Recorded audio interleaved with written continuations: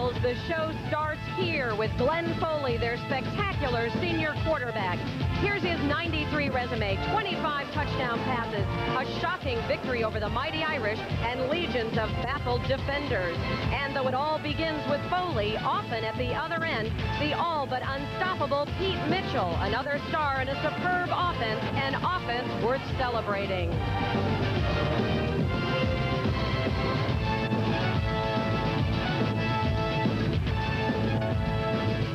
Here's the opponent, the Virginia Cavaliers, and this will be their reply. Defense with a frightening rush, ignited by sack king Mike Frederick, and a sly secondary leading the nation with 22 interceptions. They'll tee off one more time with their reputation on the line. Today in South Florida, it's Virginia and Boston College in the Carquest Bowl right here on CBS.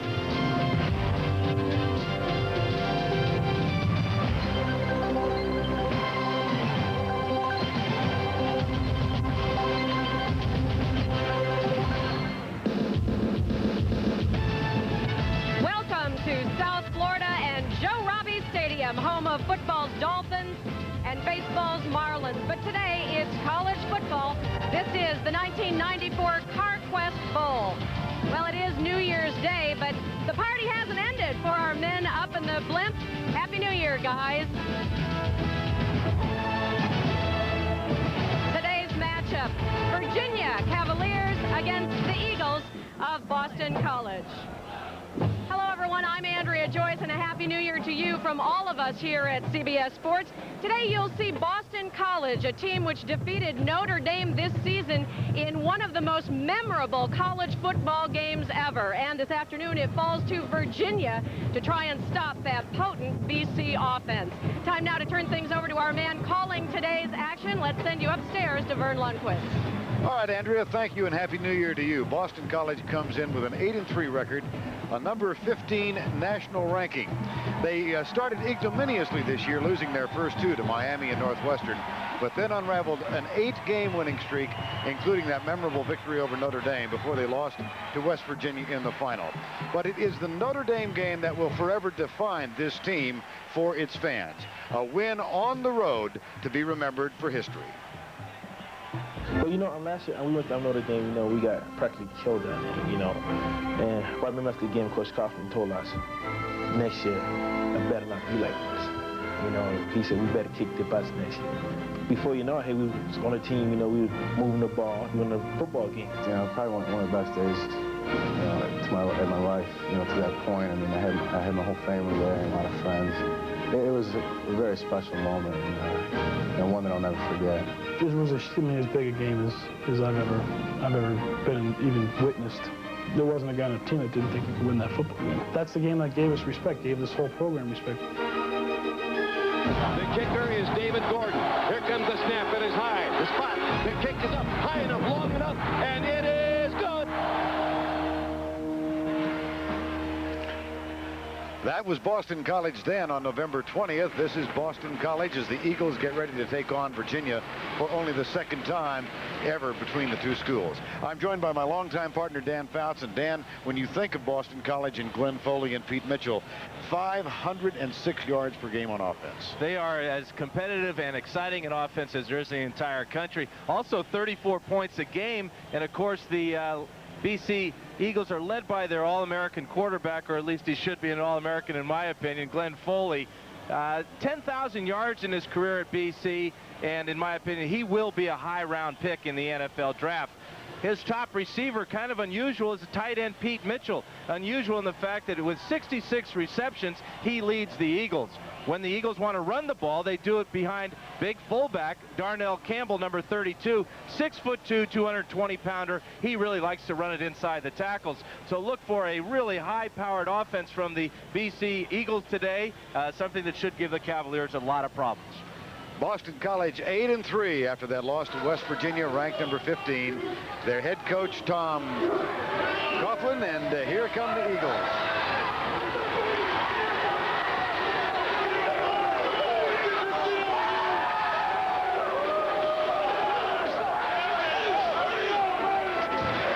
They are in a New Year's Day Bowl for the second year in a row, lost in the Hall of Fame Bowl last year. The Virginia Cavaliers, today's opposition from the Atlantic Coast Conference. They won 6 of their first 7 games, slumped at the end of the season, losing 3 of 4. But they will be led by a very good defensive unit today, Dan. Well, they're going to have to be. It was interesting when George Welsh told us that he's worried about a high-scoring game. Doesn't think he can compete with Boston College if the score gets out of hand. But his defense is 25th ranked in the country, and they're led by a secondary that leads the nation with 22 interceptions. They are led by their safety, Keith Lyle, who picked off 5 passes, but it's going to be a relentless pass rush of the Virginia Cavaliers. It's going to have to put pressure on Glenn Foley. The leading sacker for the Cavs is Mike Frederick. He has 11 on the year. So kind of a classic matchup today, Vern, between a high-powered offense and a very stingy defense. Virginia comes in with that 7-4 mark, 6-1 after a victory over North Carolina. The lone loss that marred that record at that point was to Florida State, but they slumped at the end, lost their last 2, including a game to Virginia Tech, the only common opponent between these 2 teams, and Boston College earlier in the year defeated Virginia Tech by 14.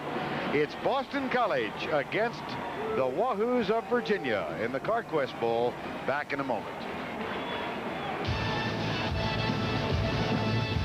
CBS Sports coverage of the Carquest Bowl is sponsored by Carquest for all your auto parts needs. The all-new Ford Mustang. Siemens, depend on Siemens precision thinking. And by Raycom, proud to be creators of the Carquest Bowl.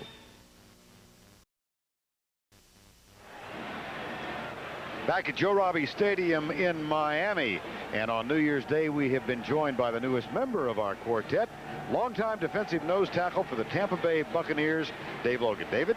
Thank you very much, Vern. You know, it's been a marvelous week here in South Florida in terms of the weather. However, right now skies are threatening. There is a 50% chance of rain. The temperature right now is 74 degrees. The winds are blowing 15 miles an hour. Now, in terms of Boston College, a team that loves to throw the football, that could be an advantage for the Virginia defense. However, if it does rain, Vern and Dan, this field should not be a factor. It drains very well here at Joe Robbie, so it should not affect the BC running game. Back to you, Vern. Okay, David, Boston College has won the toss, and they have elected to receive. Anthony Comer is the middleman deep, and Rafael Garcia, who is one of 2 left-footed place kickers on the Virginia team, does the kickoff chores.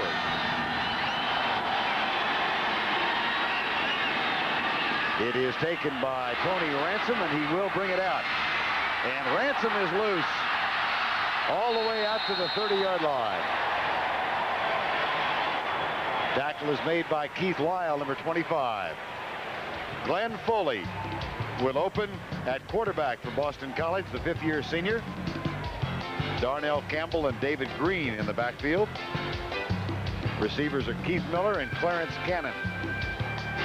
And the tight end, 66 grabs for the season. The junior Pete Mitchell. First down and 10. Boston College at the 30. Campbell comes to the near side and moves it all the way out near the 36-yard line before the tackle is made. The offensive line for the Boston College Eagles, Tom Nalen opens at center. Ben Velishka gets a start at left guard. Mark Borelli at right guard. Pete Kendall and Dan Oriskovich are the tackles. It'll be 2nd down and 4. Play action pass. Foley goes deep for Mitchell, and Mitchell can't hang on. Defensive ends for Virginia. Mike Frederick, the sack leader. Matt McKesko on the other side. Ryan Keel and Mark Critchbaum are the defensive tackles.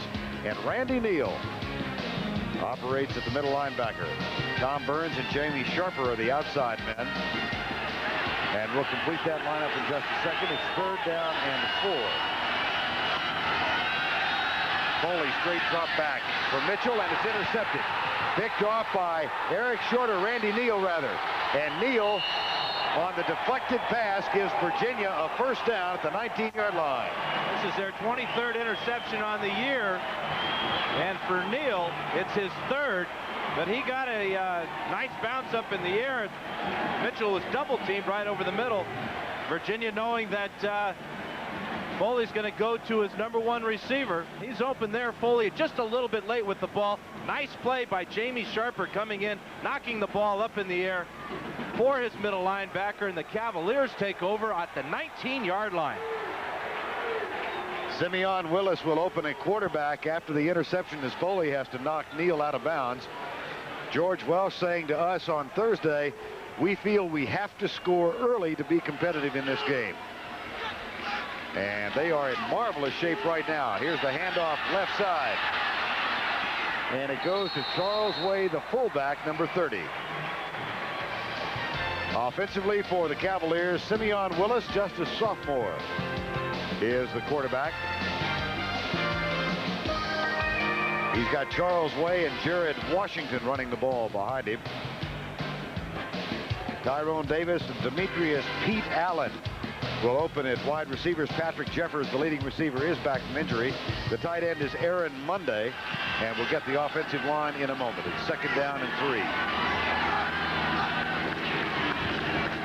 Up the middle, Jared Washington, touchdown Virginia.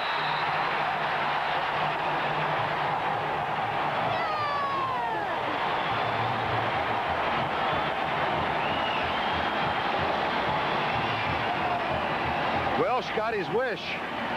An early score. Taking advantage of wonderful field position, 2 running plays, first to Way, and then a huge hole right up the middle to Washington. He's in for his 6th rushing touchdown of the year, but what a huge hole on that left side behind Jeremy Raley, the center Brian Heath, and Jim Reed.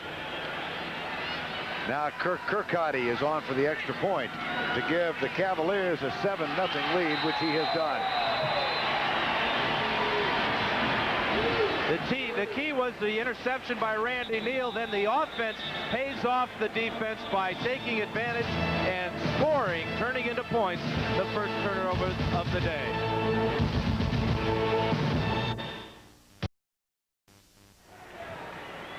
Virginia goes on top 7-0. George Welsh told us he wanted a low-scoring game.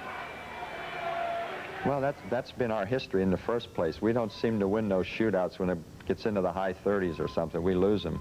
We've been more effective in 20-17 games or something. I always feel like I have more control of it when your defense is stopping it. But I don't know if we're capable of a lot of. They are capable of a lot of points. I don't know if our offense right now is capable of a lot of points, and that's really why I said that.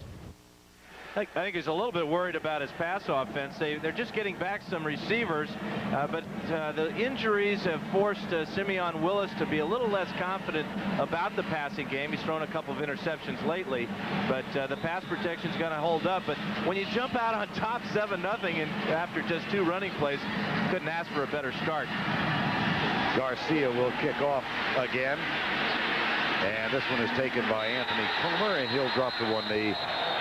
The BC Eagles will take over following the touchback at the 20-yard line. That was kind of interesting. Tony Ransom went over there and told him to stay in the end zone there. He was only 4 yards deep. Well, Tony took one back from 5 yards deep on the opening kickoff and got it a nice return. So the coaches must have said something to him on the sidelines. Hey, you get that ball and you look down and you're standing where the letters read Eagles. Don't you come out of that end zone. Now here's Glenn Foley, who for the season had thrown only 10 interceptions. That is one area in which he had really improved over the course of his career, but intercepted on the deflected pass early on. Darnell Campbell carries it out across the 20 to the 24-yard line. And let's check in on the Virginia sideline with Andrea Joyce. Andrea? Well, Vern, it seems appropriate that Virginia is playing at Joe Robbie Stadium, the home now of the school's all-time leading rusher. Terry Kirby now with the Miami Dolphins, but he still has a positive influence on this team. Jared Washington talks to him every week, but Jared told me that he usually calls him when he knows he's not going to be there, so Terry has to call him back, and then it's on his bill. The message from yesterday's phone call from Terry was relax and have fun, and you know Jared's having a good time so far. Vern? I would think so with the touchdown run, Andrea. And there's a pass complete across the middle to Pete Mitchell, number 82. That was the connection that misfired just a moment ago. And it was good for another first down for Foley and Mitchell. Interesting that Mitchell has been the target of Glenn Foley on all 3 pass attempts in this first quarter. 4th year that they have been together, counting Mitchell's redshirt freshman season. Foley handing it off to Campbell, and he runs over Randy Neal, picks up a couple of yards out near the 33. Well, you didn't quite get to meet the secondary of Virginia when Randy Neal picked off the pass. Here's Keith Lyle and Paul London at the safeties. Joe Rowe and Carl Smith are the cornerbacks, numbers 18 and 47. And there are the number of interceptions with which they came into the game, leading the nation in a tie at the top. Play action. Foley, good protection. Right flat, caught by Greg Grice, number 20. Ivan Boyd, by the way, the deep threat for the Eagles, who scored twice against Notre Dame, will not play today because hasn't completely recovered from arthroscopic knee surgery. But having Greg Grice back gives the Eagles the same type of player. He's their upfield guy, as they call him. You know, you got your go-to guys, which obviously is Pete Mitchell, but the Eagles also have their upfield guys, and that's Grice and Boyd. Just a bit short. Now, one thing the Eagles have is a bunch of tight ends. And they're bringing a bunch of them in right now. Gordon Larrow, and there's Pete Mitchell, and Brian Saxton. Carry 5 on their roster, and all 5 of them get involved in the game. 3rd and short. 86 is Saxton.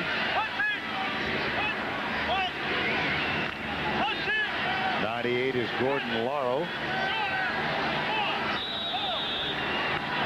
And it's 3rd and a foot for Boston College. They trail 7-0. That's Mitchell in motion. And a handoff to Campbell. That'll be close. See what the spot is at the 41-yard line. Mike Frederick did a nice job of forcing Campbell to change direction there.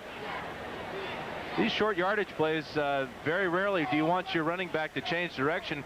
As long as he's on the ground, you may want him to change direction and jump up in the air and dive forward. But the penetration by Mike Frederick caused Campbell to move and then bring on this measurement.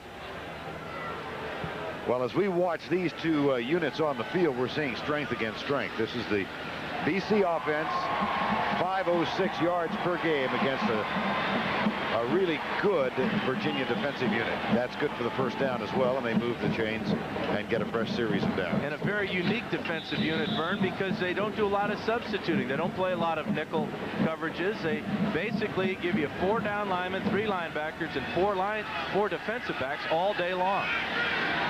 Opening moments of the ball game, we've got 12-18 to go first quarter. 7-0, Virginia leads it. Now the back split behind Foley on first down and 10. Short setup, and that one is almost picked off.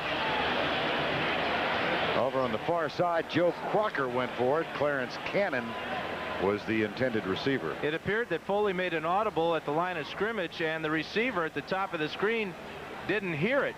That's Clarence Campbell, and if that one's picked off by Joe Crocker, he goes all the way for a score. That's a very dangerous pass out to the sidelines, especially when the receiver doesn't hear the call. 2nd and 10. Straight drop back. That pass is caught by Brent Gibbons, number 80. He's one of those tight ends that Dan was talking about. And will stay in after making the catch. Talk about the different levels of the pass route. Watch this man come in here and open up the hole for the tight end down the field. Good job of the linebackers coming up on the inside, and Foley again reading the coverage finds the open man. Gibbons with his 9th catch of the year. First down and 10. Blitz is coming. Foley, pretty good coverage, and incomplete. Intended for Keith Miller, number 23. That's the type of defense the Cavaliers need to control Glenn Foley. A good pass rush and then tight coverage in the secondary. Carl Smith that time was all over Keith Miller, who almost made an incredible one-handed catch.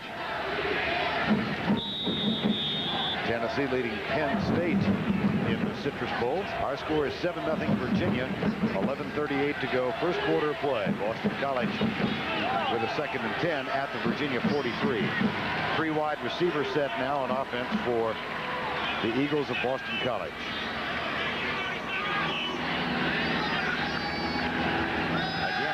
action, and Foley comes left side. Caught by Greg Grice down to the 30-yard line, and that'll be good for another 1st and 10 for Boston College. Grice is working in the slot. Here he is here, but watch as Jamie Sharper comes out here and almost picks this one off. This is a pretty good example of the arm strength of our quarterback, Glenn Foley here. There's Sharper, and again, if that one's picked off, he goes a long way, but I don't think he was ready for that strength of Foley's arm. 1st and 10, Foley back. Looks down the middle, finds his tight end Mitchell to the 15-yard line. Second time they've run that particular pattern. The first time they've completed the pass. That's a gain of 16. They have such a good relationship working here. Watch how Foley will just wait for number 82 Mitchell to clear and find that open area. Again, it's against the zone coverage, which Foley will see 90% of the day today. But these two have a real sharp communication thing going on between them. Mitchell will get a rest. It's 1st down and 10.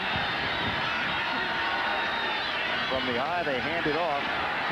This is David Green. Doesn't carry as much as Campbell, but gets the tote on 1st down and puts it inside the 10 to the 7. That's a pickup of 7. And a problem with the length of the cord. You can't go any farther. Grice and Mitchell come back in. This offense has certainly settled in after the opening interception by Randy Neal. The Eagles are moving at will right now. 2nd down at the 9. Foley back. Fires it off his back foot. Incomplete in the end zone. Pete Mitchell belted as the ball got there. And there's sometimes you just give your star athletes a chance to make great catches. And that's what Foley's doing here for Pete Mitchell. There's the little opening there. Ball is thrown a little bit high, and then it's the big shot by Keith Lyle that keeps Mitchell from making that catch. Great play by Lyle coming over and delivering a big hit right in the tight end's face. That brings up a 3rd and 3 at the 8th officially. They come to the left side, and Campbell moves it near the 5. This will be close for the 1st down. Paul London, number 5, makes the tackle.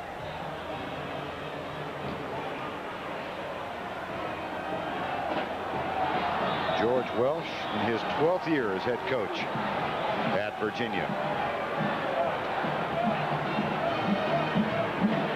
And they will bring the chain out to see if BC got the 1st down. Yeah, if they don't get the 1st down, it'll be interesting to see if the Eagles will go for it on 4th down. This year they're 5 out of 10 on converting on 4th down, and that's usually short yardage. You can expect Campbell to take the ball. And Mark Norrie rather, is coming in as an extra blocker, so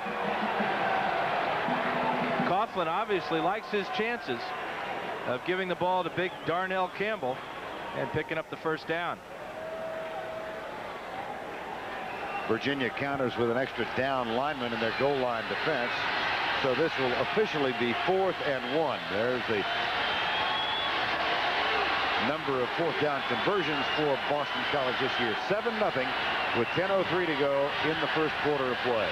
Virginia leads BC with 4th and a foot. Campbell got it.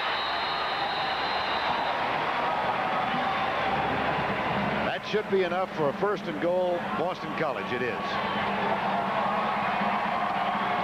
Normally you tell your tailback to follow your lead blocker. This is Laro here. He's going to go here, but Campbell sees the hole right up the middle and goes away from his lead blocker and jumps forward into the gap, picks up the 1st down. Goal to go. Clarence Cannon, number 27, comes near side. Brent Gibbons, number 80, is in the lineup, and here's the sweep to the left. And Campbell caught and dropped as he gets near the 3-yard line. Fumble. Retained apparently by Boston College.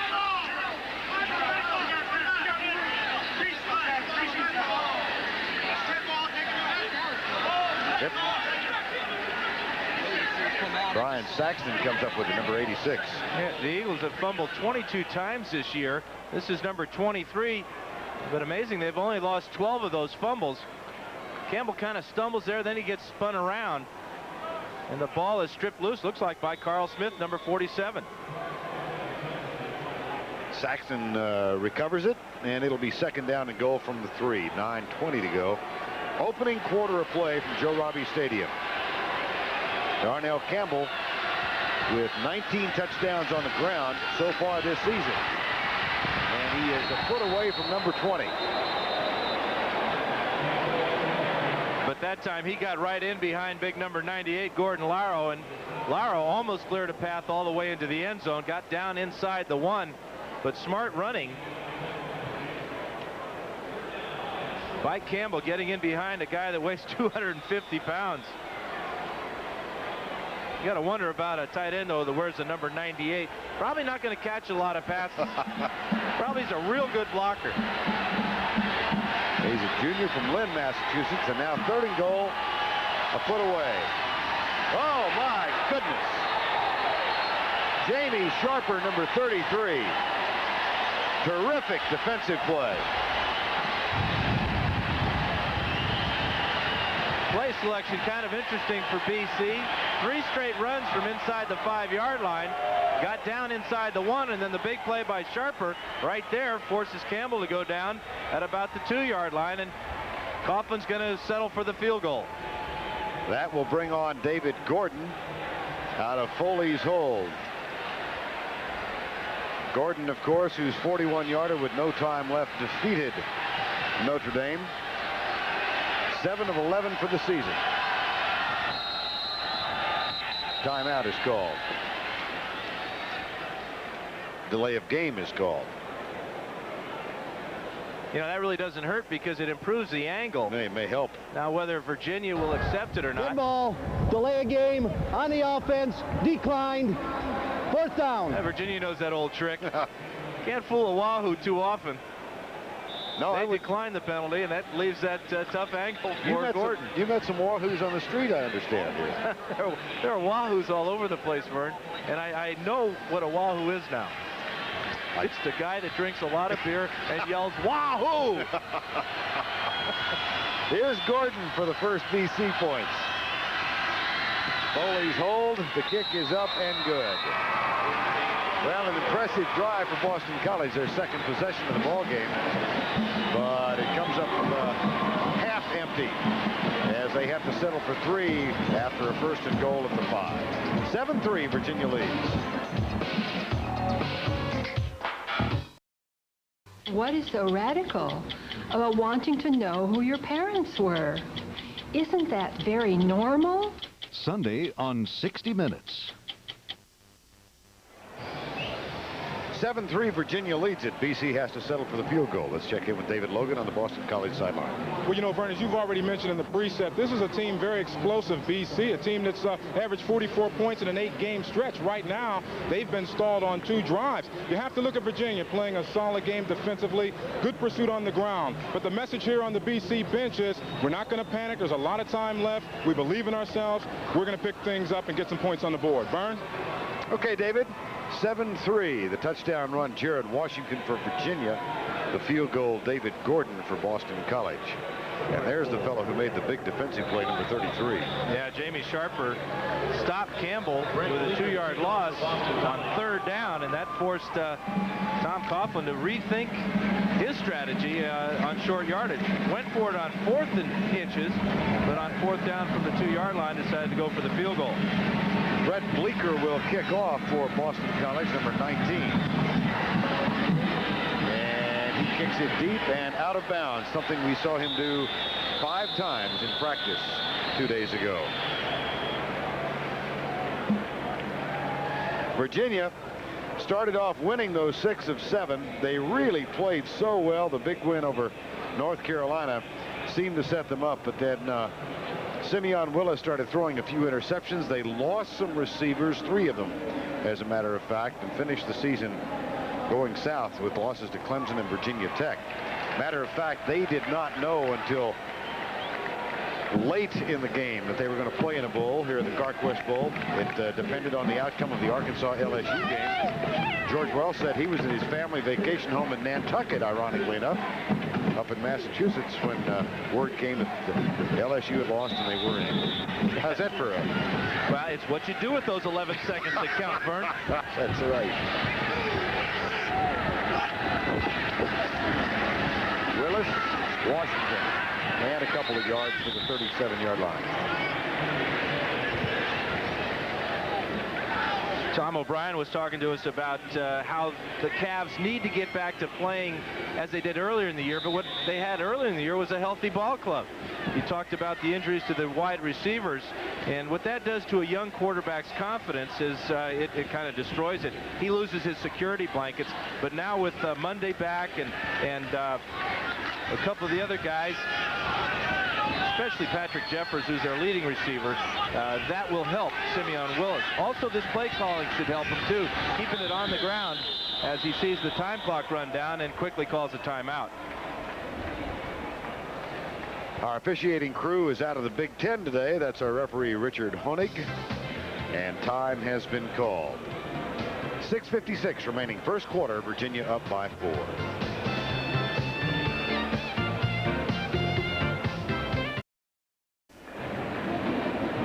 Virginia leads it over Boston College 7-3 at the Carquest Bowl. Today's overhead shots are courtesy of the Goodyear Blimp Stars and Stripes, based in Pompano Beach, Florida.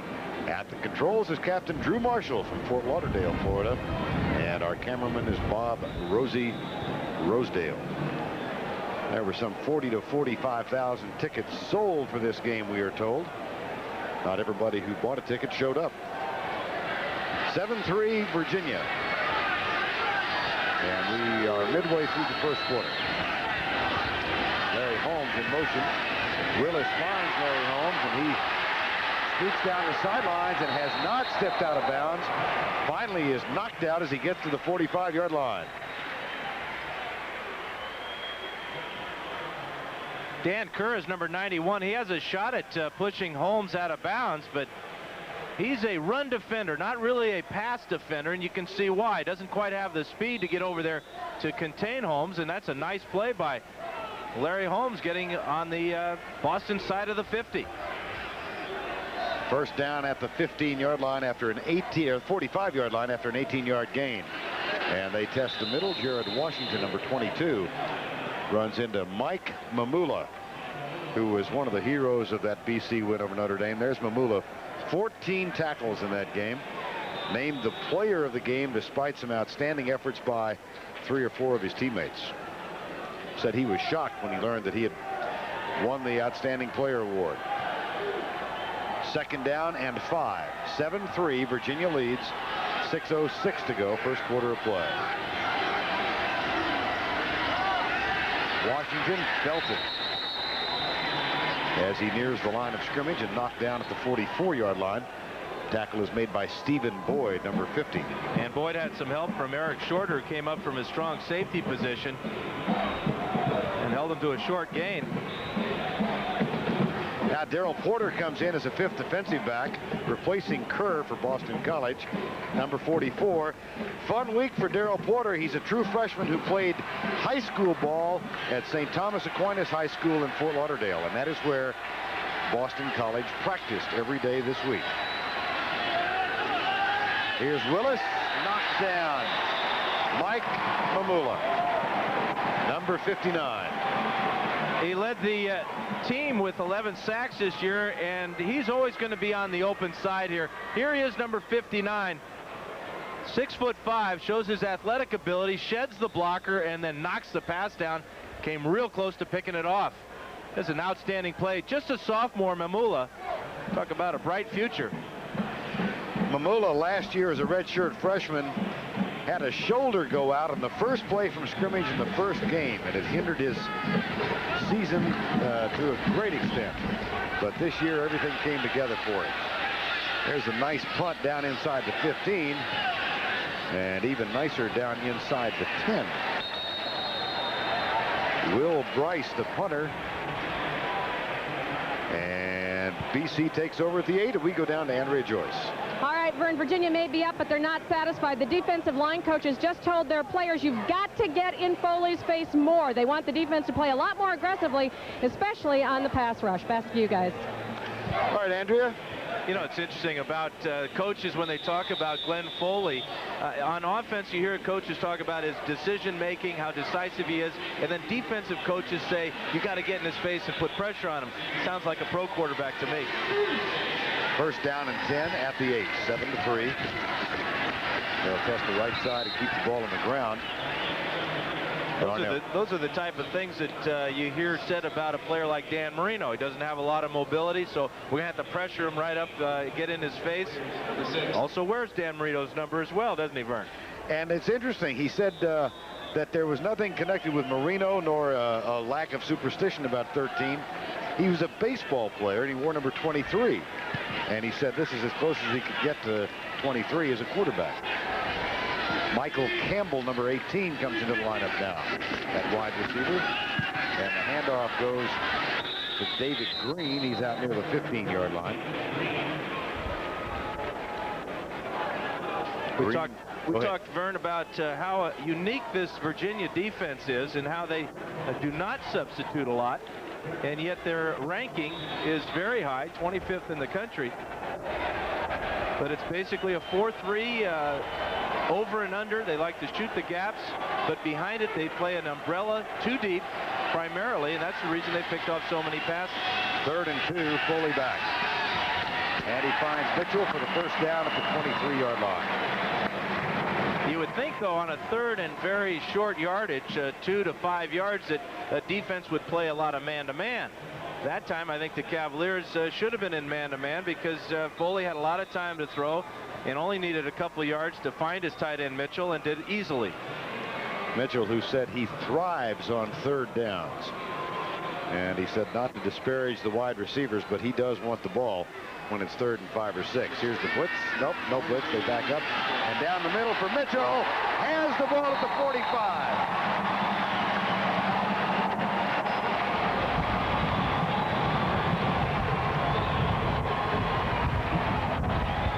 Well, they did go to man-to-man on 1st and 10, though, Vern. Watch Mitchell work on the post route here against the safety.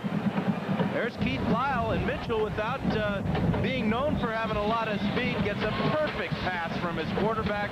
32-yard gain for Foley and Mitchell. For Mitchell, that's the 4th catch for 61 yards. The sun comes out. And the pass goes to Mitchell right side. That's catch number 5. Had a day to remember forever against Notre Dame with 13 catches, including 2 big catches on what proved to be the game-winning drive. It looks to me like he's going to get 15 to 20 catches today, though, Vern. 5 already, and we still got 2.5 minutes to go here in the first quarter, and Foley is just looking for him almost every time he goes back to pass. 2nd down and 7 now. 7-3, Virginia leads. 4-man rush by the Cavs. Pump fake, and the pass is caught by Brent Gibbons, his 2nd catch of the day, number 80. And that's a first down, Boston College at the 25. Foley does a nice job of just sliding to the open area in the pocket. Protection is excellent, but his receiver isn't open, so he buys a little bit of time and mistakenly throws the ball to Gibbons. Probably thought it was Mitchell. Finding all his weapons that time. Big target, though. Brent Gibbons is 6'7". First down. Whoops. Fumble. Virginia ball. Mike Frederick recovers for the Cavaliers and graciously hands the ball to the official. This is just a bad exchange between the quarterback and the tailback. What happens is David Green slipped on the play, and as Foley reached out to hand him the ball, Green knocked it out of his hands. Frederick was just in the right area at the right time. 2 turnovers now for Boston College as they were moving the ball again. Cavalier offense back on the field with 2:16 remaining in the first quarter of play. And a play action rollout. Willis takes out of bounds as he gets near the 33-yard line. Chris Sullivan, number 93. There's Mike Frederick. Keep working out here, ACC, baby. Got our camera wet. Again. Give him a towel. Michael. Or a bib. A bib. Oh, boy. Second down. He is irrepressible. It was fun to get to know Mike Frederick during this week.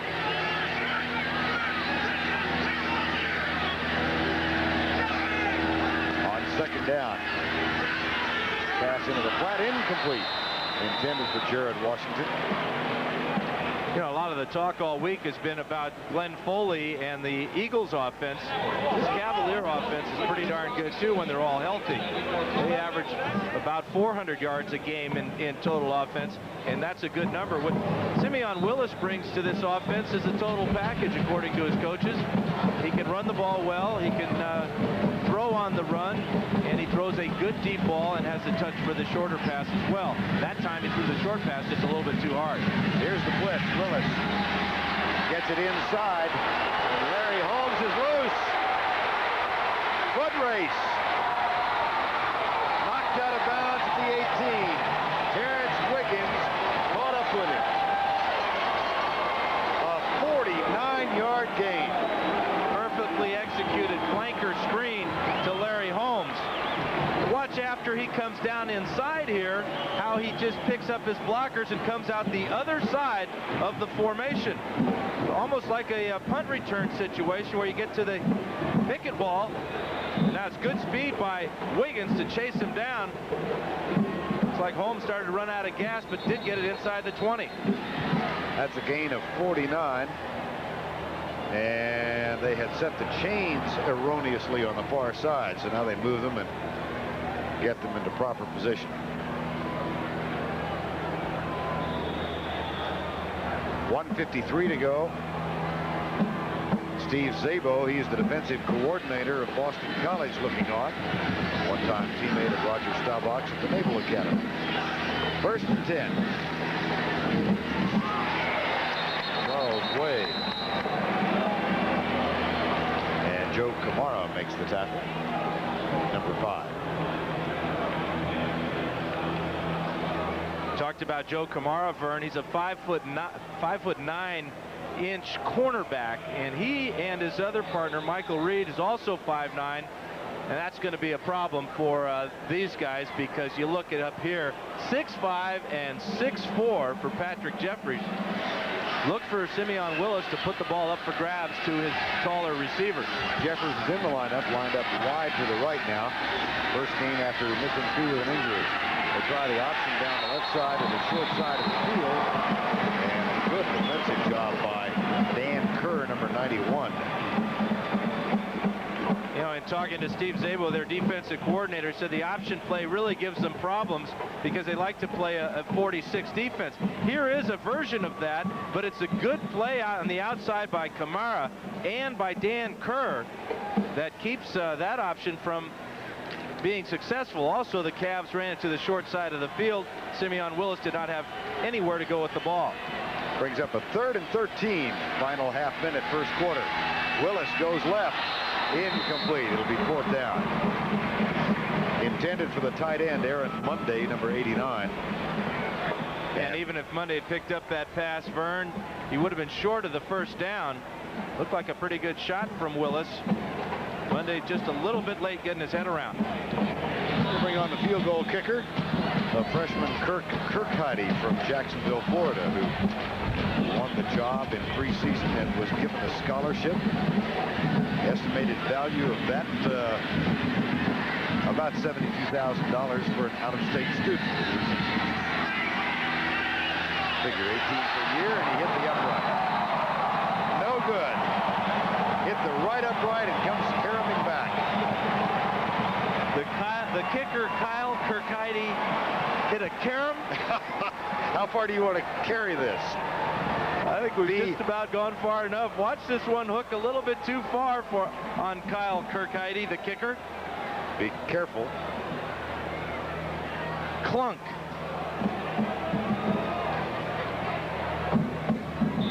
finish. And the ball at the 20 with 24 seconds to go, first quarter. 7-3, 2 Boston College turnovers. And here's the carry by Darnell Campbell, number 22, out near the 23-yard line. Todd White, number 91, makes the stop.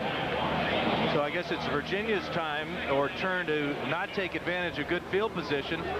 Talked about those 2 turnovers from Boston College, but remember they were also inside the 1-yard line and didn't get a score. Had to settle for a field goal, and there are only 3 points. That is the end of one at the Carquest Bowl at Joe Robbie Stadium in South Florida.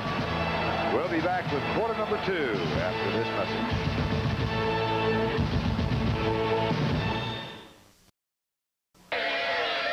Happy New Year from Channel 5.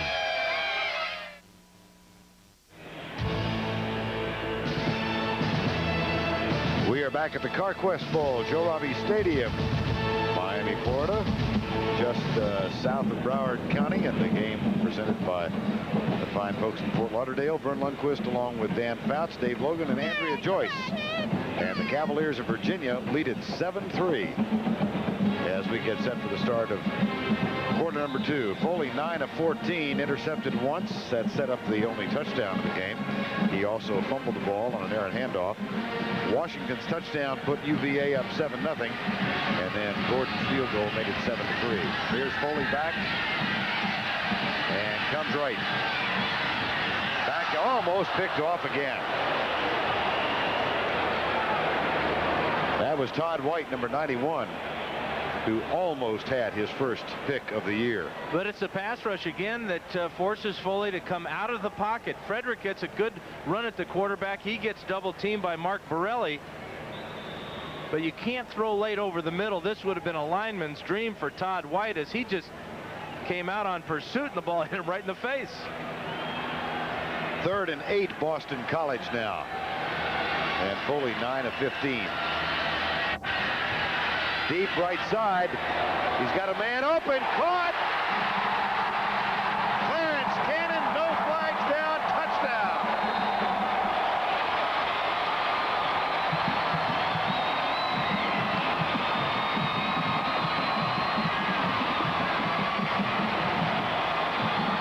His previous longest catch of the season was 25 yards. That one went 78.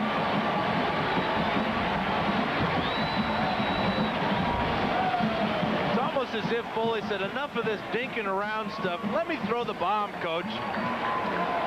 He throws a real low trajectory bomb as well. That one couldn't have been better thrown to Clarence Cannon. He's no stranger to the end zone, though. 11 touchdown receptions in his BC career. Gordon on for the extra point, which is up and good.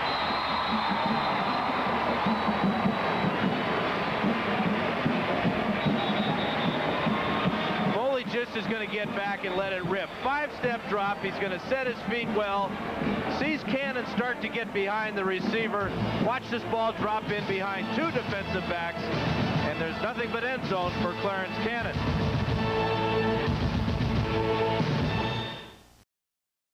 It's an all-out spike attack in the battle for the national title. The NCAA Women's Volleyball Championship coming up next on CBS. David Logan back on the Boston College sidelines. Just a moment ago, I overheard Clarence Gannon talking about how he got open.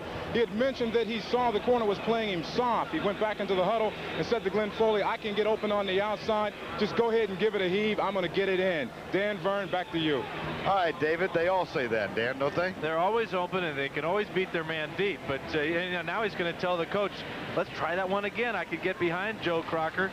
And he also beat the safety coverage coming over. Keith Lyle is a pretty good safety. But again, I think that the arm strength of Foley is something that the Cavaliers just aren't prepared for. Very few quarterbacks in college throw the ball as hard and as far as number 13. Well, he threw it 78 yards in all that time. The last 35 came after Cannon made the catch. And now Bleecker will kick off for BC. They have gone on top 10-7 over a Virginia team that had scored the first touchdown of the game. Holmes and Washington are the two deep man. Here's Bleeker trying to angle it toward the sideline in practice the other day, and they will do so again, and this time it's high and short and taken by Washington at the 15. Out to the 34-yard line. Steve Marciano, Rocky's nephew. Here's the coverage. This is Crocker here, and here's Lyle, the safety. And watch as it's just a burn shot down the sidelines for Clarence Cannon. Very little move, just all-out speed. He goes by Crocker easily, and Lyle tries for the dive and the strip. Good job of keeping his balance and taking it on in. Clarence Cannon from Roosevelt, New York. And first down and 10, Virginia now. This is Larry Holmes in motion. The handoff doesn't get anything. Jared Washington, number 22. Stopped almost immediately by David Jones and Stephen Boyd. Second and 10.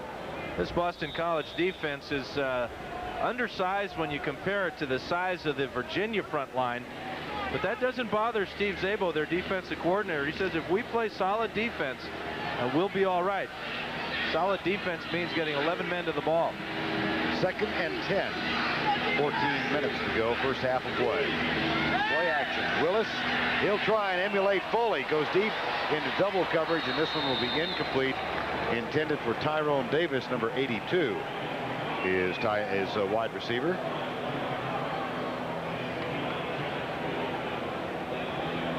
Talked about the second half of the season for Simeon Willis.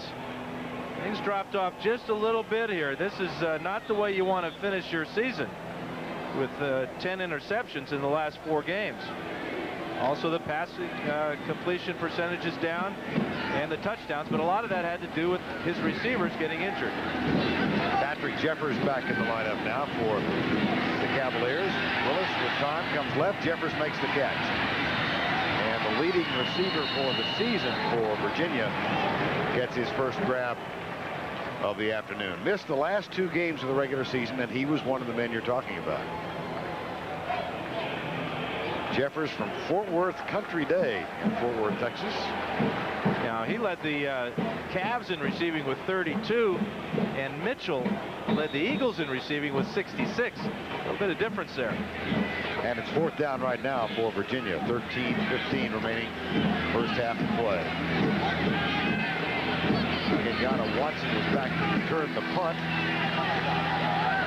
Moves up. Oh, my goodness. That'll be flags all over the place. Pete Allen, number 2, made the contact. Sometimes you just get a little anxious to pull the trigger. And that time, Demetrius Pete Allen pulled the trigger about a day early. That ball is anywhere near. And in college, you got to give that receiver 6 feet of clearance. That's a pretty good shot. He got his money's worth. 15 yards, first down. That's what it cost him. Boy, and that really cost his entire team, because that 15 yards puts the ball out to the 45. 13:05 to go, first half of play. We're at Joe Robbie Stadium, and Boston College is up by 3.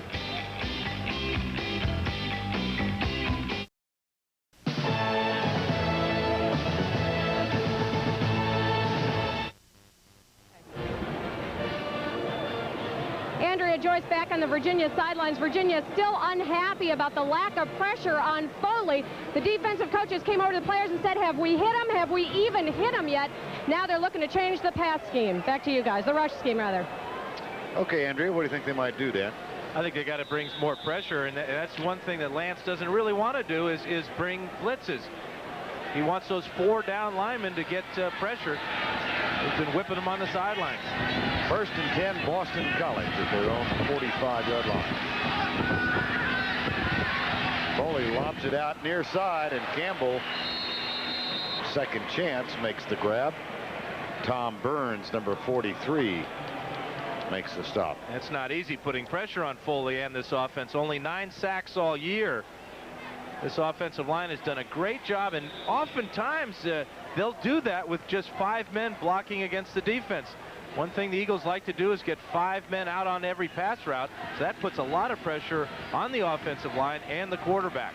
Greg Landry, one of the better offensive linemen, is not playing today because he became an academic casualty. And Ben Belishka is moved in at left guard, taking his spot. Now the play clock runs down, and Boston College has to use a timeout. 12:58 remaining first half. BC up by 3.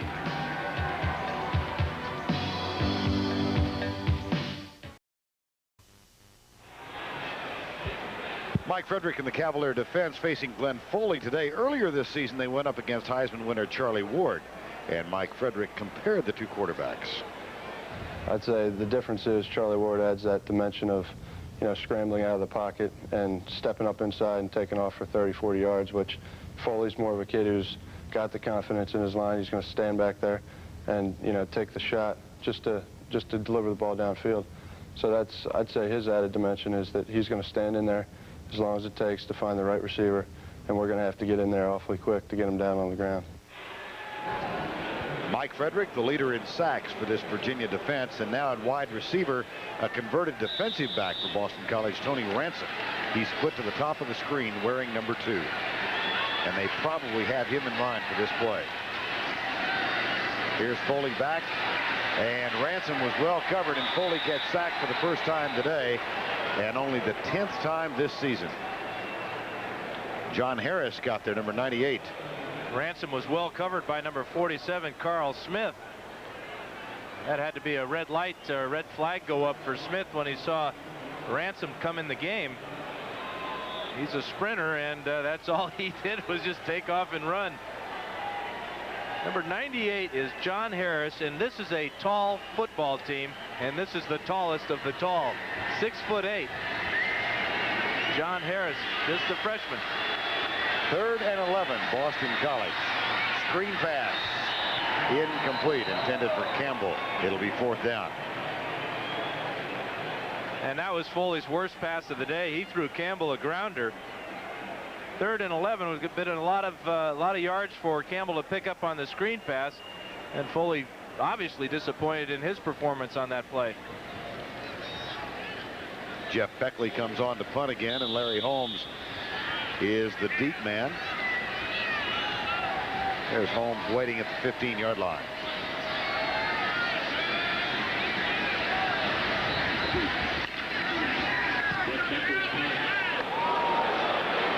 Fair catch called by Holmes, and he grabs it at the 9-yard line.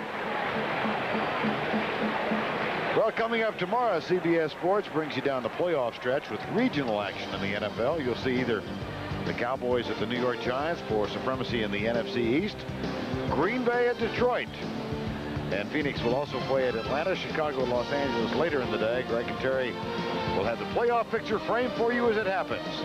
It all starts at 12:30 Eastern with the NFL Today. All you need to know.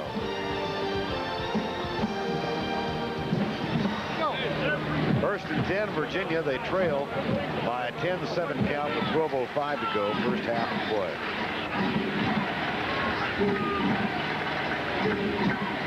Play fake. Willis gets rid of it. Incomplete. Thrown in the general vicinity of Bobby Neely, the tight end. Tim Morabito is covering. And let's check in with Dave Logan. Okay, Vern, thank you very much. The play we just saw from Simeon Willis, the Boston College defensive players were just warned about that. Steve Zabel has said, watch out for the misdirection. So they're going to start to look for some of the trick plays in the second quarter. Vern? All right, David. And here's Simeon Willis. Only 2 passes in his career before this season. And now the all-time leading passer in a single season for Virginia. Pass mark held by Scott Secules. And here's the running effort to the left side after the 11-yard line. Brian Howlett made the tackle of.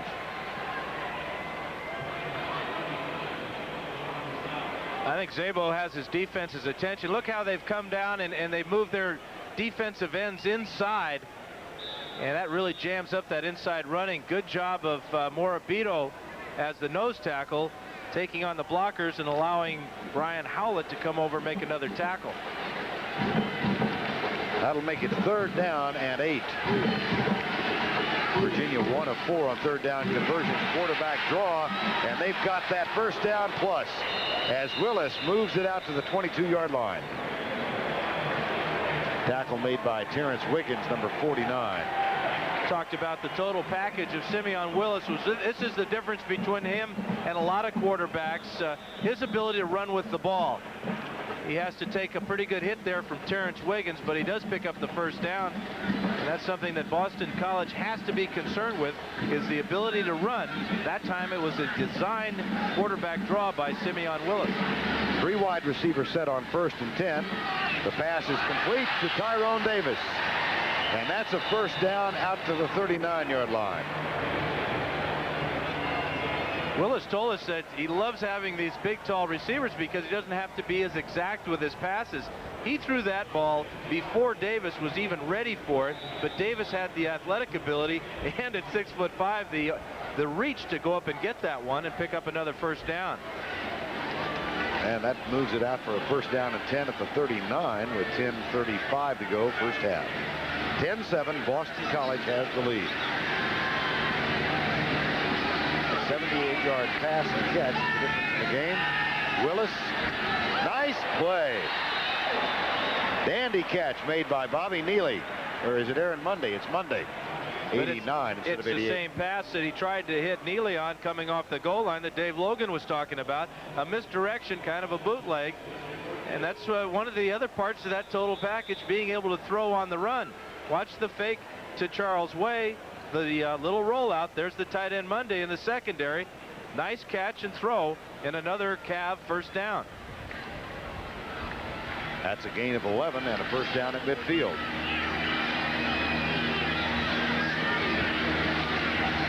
They'll test the middle this time. And Charles Way, the junior from Philadelphia. Jared Washington, the other starting running back, is also from Philly. And that's a gain of 3. Here's Way. 468 yards coming into the ball game for the season. And Jared Washington, who has the Virginia touchdown, that came early in the ball game after an interception set up a short Virginia drive. 9:25 to go, first half. 10-7, BC leads.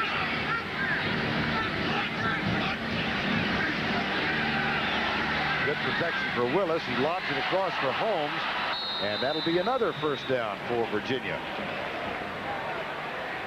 Stephen Boyd, number 50, made the tackle.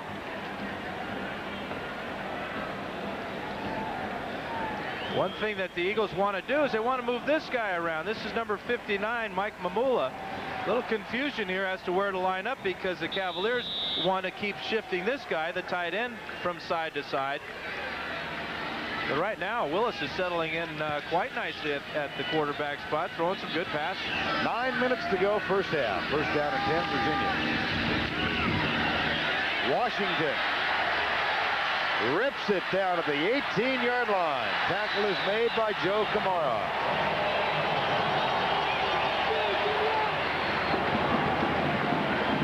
With any successful running play, you're going to have good blocking. Watch this left guard here do the job with the double team. They come off, and Washington takes the ball inside the 20. That's a gain of 20 and a first down at the 18 with 8:40 to go, first half of play. Most impressive Virginia drive now. They took the fair catch of the punt at the 9, and they've moved it down inside the 20 of Boston College. Willis flips it out for Holmes, incomplete, 2nd and 10.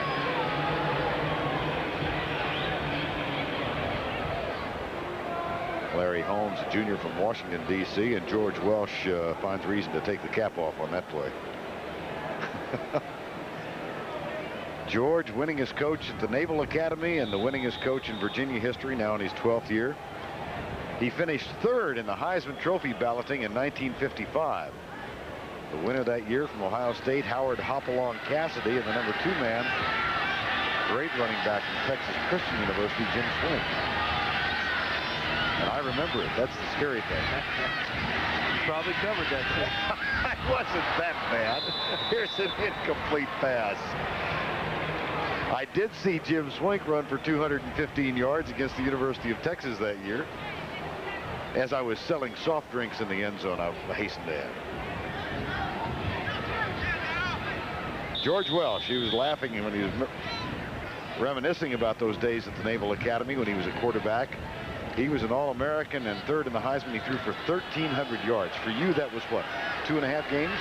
Yeah, but back in those days, that was a lot of yards. It was. Out of the shotgun. Holmes. What a nifty little play that was. And the Cavaliers move it down to the 6. That should be enough for another first down. That's that same nifty little flanker screen, Vern. Same guy, too, Larry Holmes. Watch on the outside as he comes into the middle here and then finds the blocking and gets down the field again. Boston College will run this play as well. Perfectly executed. Look at those linemen getting down field a little bit early, but the officials didn't call it, and the Cavs have it inside the 10. First and goal, Virginia. Under the 8-minute mark now, Virginia trails by 3. Left side to the 5. Touchdown, Cavaliers. Charles Way.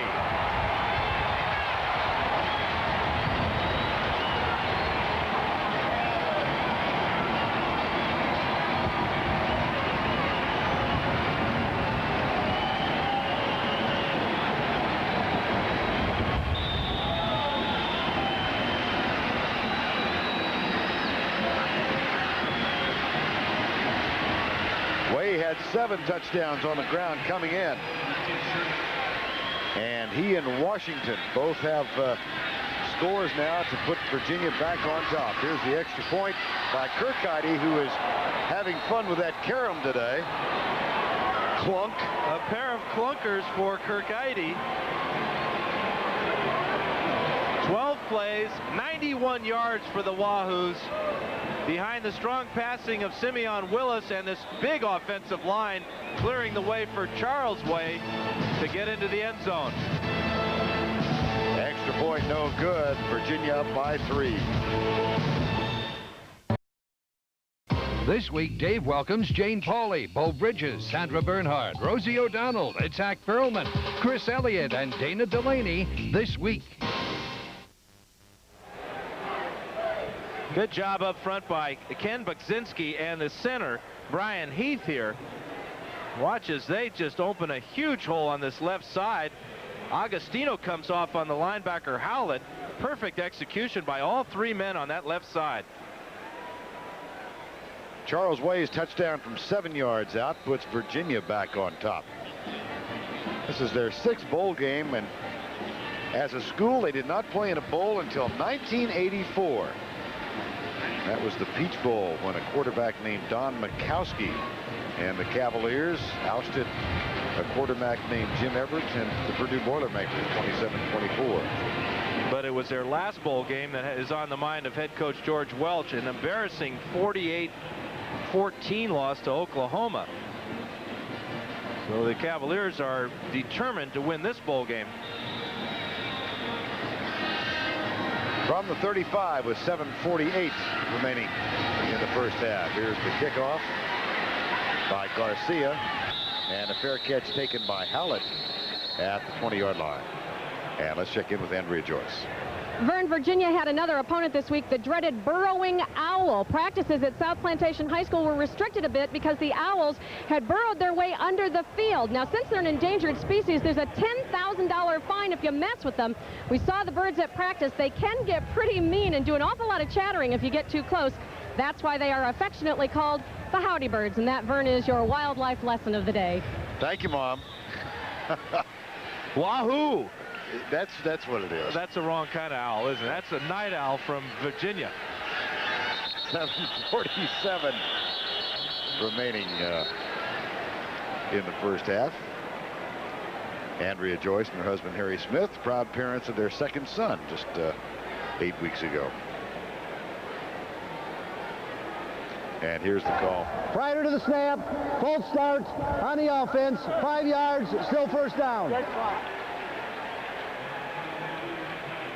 Richard Honig, our referee. So from the 15, first down and 15, 7:47 to go before halftime. Campbell. Dandy run out to the 25-yard line. Randy Neal, number 6, made the tackle.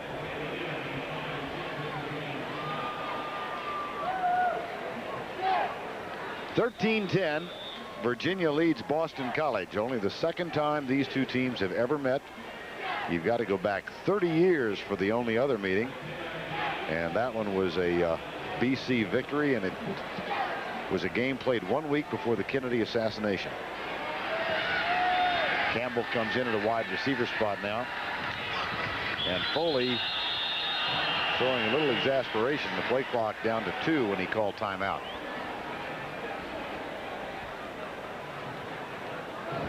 So time comes with 7:07 remaining in the first half. Foley trots over to the BC sideline, and that's where we find Dave Logan. All right, thank you very much, Vern. You know, that last drive by Virginia was pretty lengthy, Vern. The last time BC has played was November 26 against West Virginia. Guys are starting to suck wind a little bit. They're starting to ice them down with some of the towels, as you can see. But right now, it looks like it may rain, so perhaps they'll get a break in the weather conditions. It is humid down here on the field. But not as cold as it is some parts of the country. Yeah, we'll take that humidity, David. Don't be messing with our weather now. This is pretty good. Oh, okay. 13-10, 7:07 remaining in the first half. It's unusual for Foley to have to use a timeout there. This Boston College offense is really a team that gets in and out of the huddle very quickly. And in talking to Rick Lance, defensive coordinator for Virginia, he thought that might be a problem because they try to use a lot of substitutions, do the Eagles, and they have not been running very smoothly so far. Foley across the middle, caught by Campbell, and that's going to be enough for a first down at the 34-yard line as we hit the 7-minute mark before halftime. The tackle made by Randy Neal and Jamie Sharper. That's a gain of 9 and a first down. 13-10. Virginia leading Boston College. You see the substitutions coming in for the Eagles. What they do on the sidelines is one coach will signal the formation, another coach will bring in the personnel, and then one of the guys bringing in the play gives it to Foley. So it's very complicated, but it usually runs very smoothly. Ransom is in. They fake the reverse to him. Foley being chased, and he goes deep for Comer, who is hit. We have a flag, and that'll be a first down as Keith Lyle, the all-ACC safety, is going to get caught for interference. And in college football, that's all you need to do is make contact with the receiver. And this will be a 15-yard penalty from the previous spot.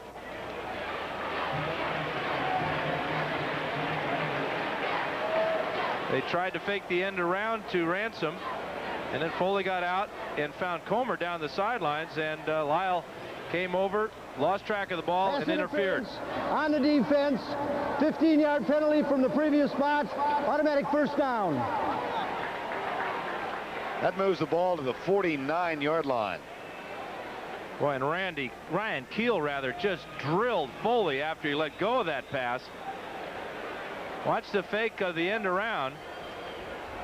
And Foley's going to move out of the pocket, see his running back down the sidelines, and then just get drilled. Oh, and it's the second shot when he hits the ground that hurts more. First and 10, Boston College. They trailed by 3. 6:35 to go, first half. Blitz is threatened. DA is not coming. Comer is going instead, and a flag is dropped as Comer is tackled.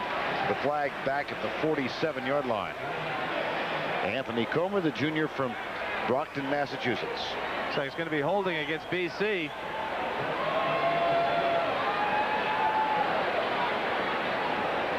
The rain is starting to come down. Yeah, way to go, David. Call for rain, and that's what we get, huh? Hope he has an umbrella down there, Vern. 10 yards from the spot of the foul, still first down. It's amazing. We've had 2 plays back-to-back where we've had penalties. Prior to that, we've only had 2 penalties the entire first half. So as the rain, the penalties are coming in bunches. And you can see the weather moving in on Joe Robbie Stadium. 50% chance. And we just got it. First down, screen pass, left side. Campbell tackled at the 45-yard line by James Ferrier, number 42, whose nickname is Potsy. Yeah, nickname that came with him from high school. Trying to shake it. He's just a freshman, but his teammates won't let him shake that Potsy. I'm sure a lot of his teammates never even saw the show Happy Days. No. Imagine if they nicknamed him Fonz. They wouldn't know what they were talking about.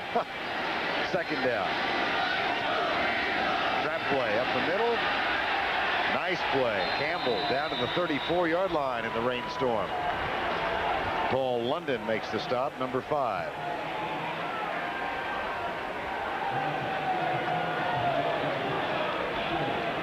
They're going to go right after Randy Neal, middle linebacker here with 2 men. There's Velishka and the left tackle Kendall come over there, open up another huge hole. We're seeing real good passing in this game, but we're also seeing some excellent work by the run blocking of both offensive lines. Campbell with 13 carries for 51 yards now. First down and 10, backs in the eye behind Foley. Now the audible, and they split. Rain coming down. Foley finds Campbell to the 33-yard line. That's just a pickup of 6 feet. Randy Neal makes the stop. And they're throwing out some extra equipment for Glenn Foley. This is to keep his hands dry, but he also wears a glove on his left hand here, something he does all year long, whether the weather is good or bad. But it's that right hand he's got to be concerned with. You see him tucking it away, trying to keep it dry. Speaking of keeping dry. Second down. Up the middle. David Green. First down, BC inside the 20. London and Lyle, the 2 safeties, combined for the tackle. A gain of 15 yards. You know, ever since it started raining, BC quit throwing the ball. Right guard now this time, Mark Borelli turns out, opens a huge hole. Starting to sound a little redundant about these huge holes, but that's about all you can say about them. That's unusual for Virginia to being run on as effectively as Boston College is doing. Good block by Lauro that time, too, and he's in the backfield now on first down and 10. They'll go left behind Lauro's block. Campbell to the 5. That's another first down for Boston College. A gain of 12 on Campbell's 14th carry.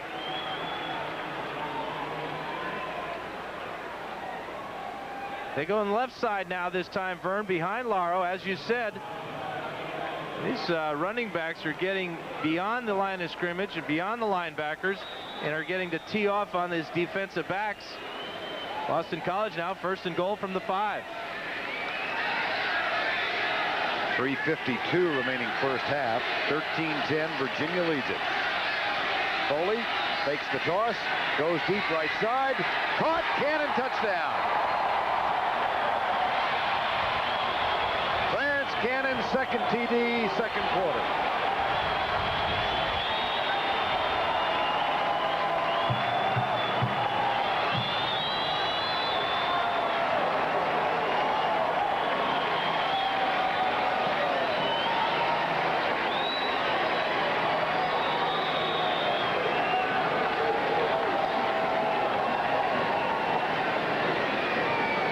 Extra point to come with 3:42 remaining in the half. David Gordon on to tack on the 7th point. Up and good.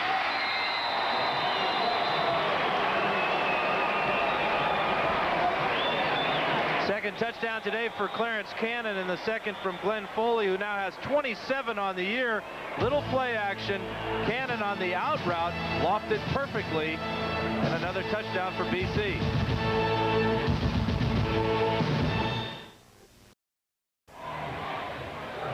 This is Clarence Cannon's second touchdown of the day, and it's a post route. He beats Joe Crocker for the second time as well. Good inside move, quickly to the outside, and his quarterback is right on the mark. Clarence Cannon is the Eagles' big gun. Their top gun is their tight end. They've got guns all over the place, Vern. Pretty good efficiency rating for Clarence Cannon. 2 catches, 2 touchdowns. Yeah, he ought to go in and renegotiate. Well, that's the other game. That's right.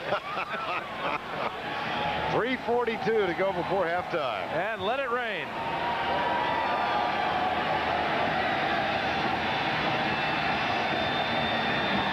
Bleeker will kick off. And it's taken by Washington at the 14-yard line. And again, he's got some room. Out to the 42-yard line. Virginia takes over with 3:34 remaining before halftime. Tackle made by Anthony Comer. Coming up at 5 this afternoon Eastern Time, women's volleyball. That's at 5 o'clock. That's the NCAA championship coming up this afternoon.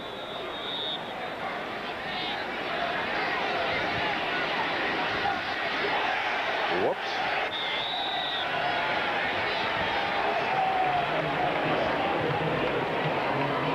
Well, you can see the weather cells moving across Dade, Broward County here. That's from the blimp. And X marks the spot where we are, deep in the red. Not a good place to be, unless you're in this nice, cozy press box. Terrific hat. Did he just shift gears in a blimp? It's a good thing they're not going very fast up there. Is that what he was going from second to third? Yes, he was. There is no fourth. Second down and 10. Across the middle, caught. That's Monday, the tight end. And it's a first down, Virginia at the 47-yard line. So Willis moves the Cavaliers across midfield. I have a feeling that weather cell may move right across us. Virginia's got to be pretty happy about the way things are as we get down to almost 2.5 minutes to go in this first half. Only down by 4 points. That's what George Welch was talking about. Wanted to stay close. And he's got to be real happy with the performance of his quarterback, Simeon Willis. 131 yards on 8 of 15 so far. And now he throws it deep left side and has Davis open. A missed tackle by Porter and a first down at the 20. First, the good pass from Willis to Davis, and then Darryl Porter missed the tackle. He's a big receiver at 6'5", 225 pounds, but what's impressive is his agility and moves after the catch. Makes Porter miss. He has the strength to break through the tackle, gets down the field right about the 20-yard line. And again, Virginia is on the move and looking to score. Davis will get a rest. Patrick Jeffers, Larry Holmes, and Pete Allen come in. And here's the quarterback draw. Willis down to the 15-yard line. That's a pickup of a quick 5 with 1:57 to go. Fumble, but recovered by the Cavaliers. There's a look from the Goodyear blimp. As the rain showers move over South Florida.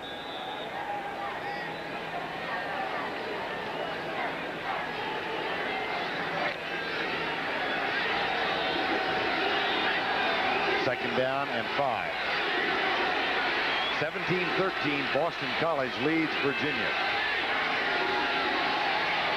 Holmes in motion. They find Holmes. Oh, he tried to turn upfield before he had possession of the ball. Yes, he did, and he's angry with himself. Knew he was open in the flat. The ball was thrown just a little bit behind him, but he was thinking of getting in that end zone. Clock is stopped with 1:14 before the halftime break. 17-13, Boston College leads.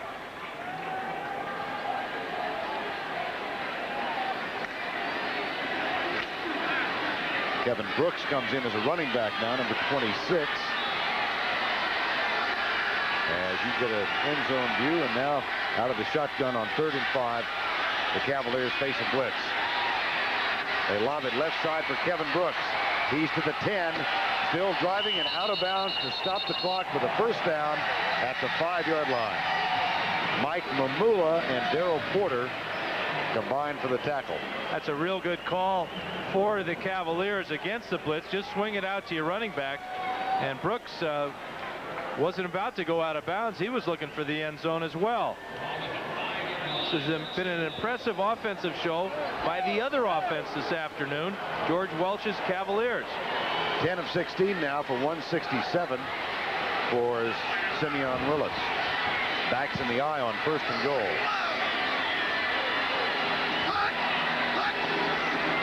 They'll come left side and don't get anything. Dan Kerr. And Joe O'Brien is also part of that.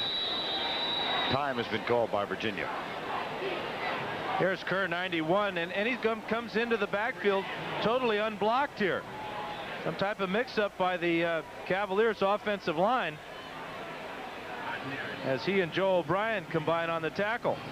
Big play by Dan Kerr.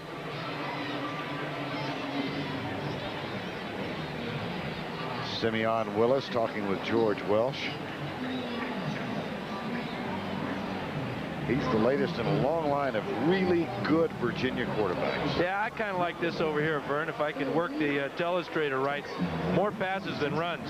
That's why we have a nice, exciting 17-13 first half. I mentioned Willis as the latest inhabitant of that quarterback spot. Don Mikowski, of course, in the pros. Scott Sequels is in New England.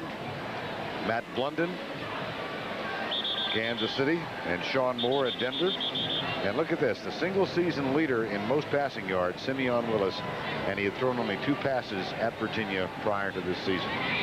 I'm talking to Tom O'Brien, their offensive coordinator. He said he got the job because he makes good decisions. He throws the deep ball and the short ball equally well. He can throw on the run, and he is a definite threat as a running back on the quarterback draws and rollouts. And yes, he can kick the ball as well. He is a triple threat. He has 2 punts on the year. And it's a 2nd down and goal from the 5 right now. They will go from the shotgun.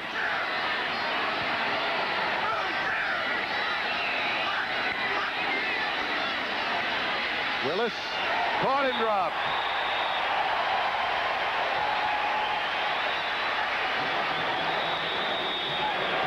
Looked like number 90, Ted Page, was the first guy there on Willis.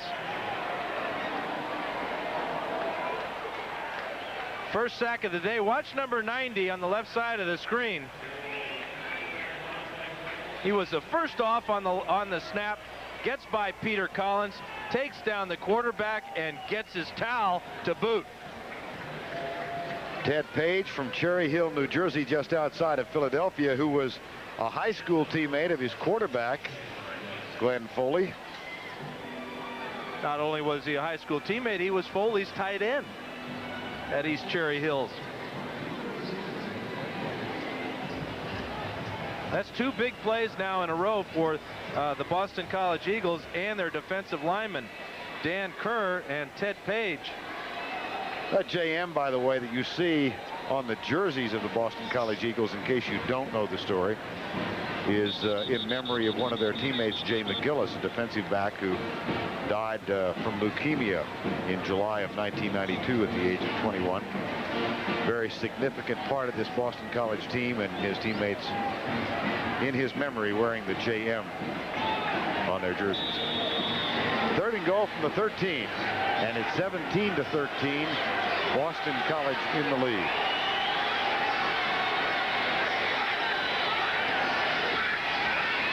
Willis into the flat, caught by Way, but they'll have to settle for the field goal as Stephen Boyd, number 50, makes the tackle. Remember when he blocked a field goal against Notre Dame, hit him in the face? And with a wet field and the rain coming down, this snap and hold will be very critical. And remember, Carquest had a tough time getting it between these posts. He's hit the right upright on a field goal and an extra point, and this one is no good.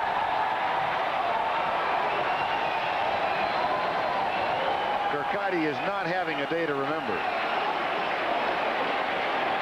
that's a big defensive stand by the Eagles. Cavaliers had it 1st and goal on the 5-yard line. Kerr makes a play. Page gets a sack.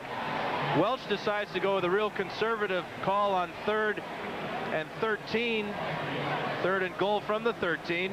And then the snap, although it's a good snap, Carquest never gets underneath this ball. Good hold as well from Tim Sherman. And Carquest finds another way of missing a placement kick.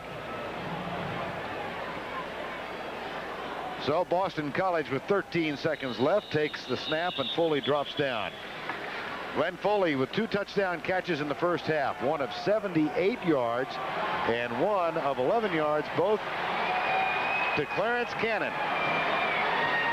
And the Eagles of BC lead Virginia at halftime of the Carquest Bowl, 17-13. Andrea Joyce is along in just a moment.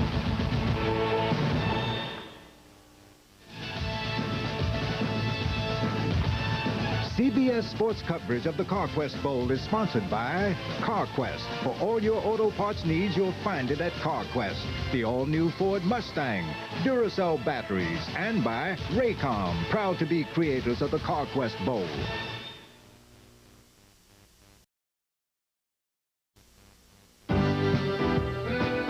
Welcome to the College Football Today halftime. Live from Joe Robbie Stadium in Miami, here's Andrea Joyce.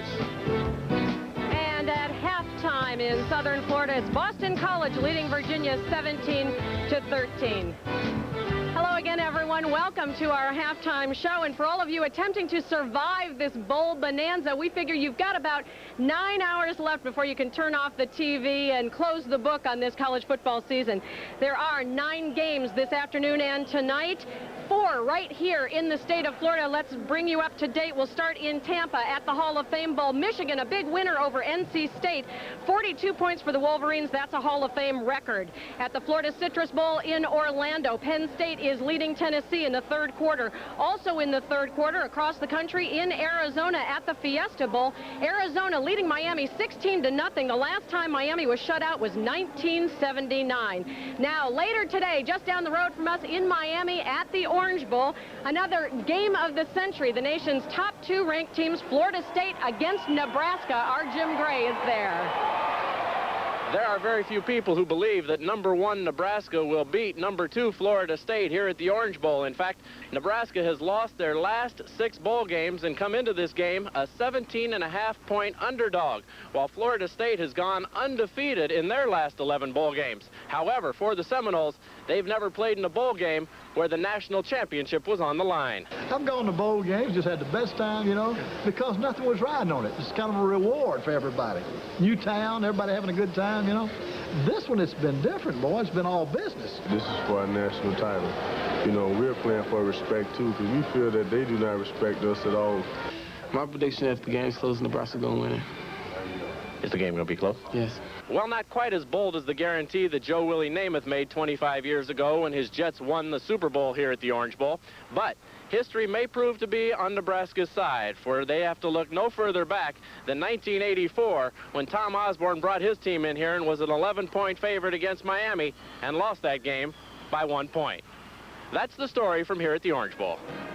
All right, and should Florida State fail to win impressively tonight, both West Virginia and Notre Dame, if victorious, believe they have a claim to at least part of the national title. Of course, most of the 20 bowl games don't have any bearing at all on the national championship, but as we take a look at last night's action, as always, at stake, the important issue of respect. At the Peach Bowl, Tommy West, the new Clemson coach, secured his first victory the hard way in a nail-biter. 25 seconds left. Patrick Sapp connects with Terry Smith for the decisive score. In a dramatic comeback, Clemson beats Kentucky by 1. At the Gator Bowl, Alabama's Gene Stallings in a bigger bowl last year, but this one will do. Brian Bergdorf putting the Tide ahead for good with the first of 2 touchdown passes. For Stallings, no national title this year, but a Gatorade shower anyway. And the underdog, Alabama, wins it 24-10.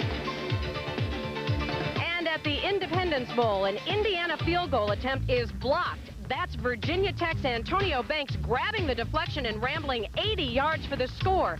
watched the block on Indiana kicker Bill Manilopoulos.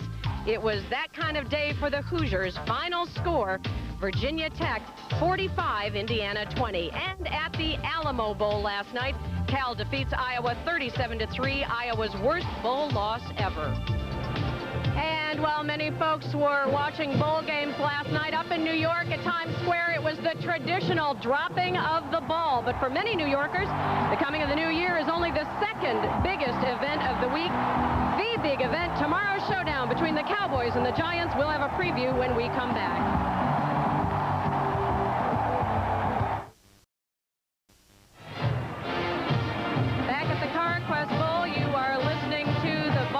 College marching band, the Screaming Eagles.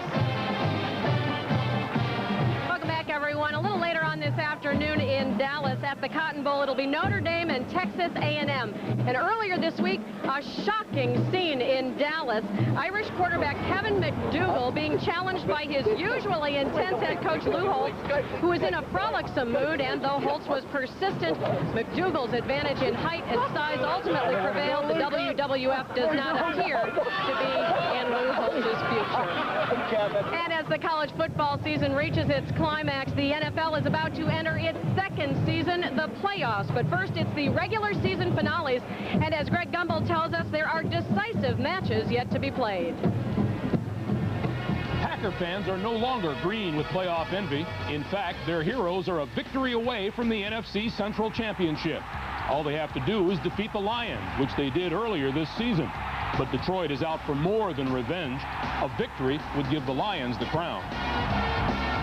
We've made the playoffs, and that was our #1 goal. And I recall Hogan talking about the same thing. They're in the playoffs, which is very important. But more important than that is to try to win the division championship. So this is a championship game for us. To me, it won't be solidified unless we win this game this week. I think everybody here wants to win the division. And the only way you win the division, you got to go beat Detroit. In another return showdown, the Cowboys, who mashed the Giants in Dallas, come to the Meadowlands in a winner-take-all for the NFC East crown. Anything can happen in one game. We just got to go out and lay everything on the line, play as hard as we can, and if we beat them, then we've beaten, in my opinion, the best team in football. You said it all.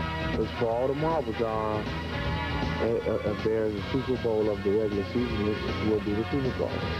Elsewhere, the Cardinals visit the Falcons. The Bears meet the Rams in a late start. It all begins at 12:30 Eastern with the NFL Today, the latest playoff news, and the Terry Awards. Can't wait for the Terry Awards. And for the playoff-bound teams, of course, all eyes are on Atlanta, the site of Super Bowl 28 later this month. As for the world's top winter athletes, their Super Bowl is fast approaching. Coming up, a look ahead to the Winter Olympics. It's time to stop clowning around.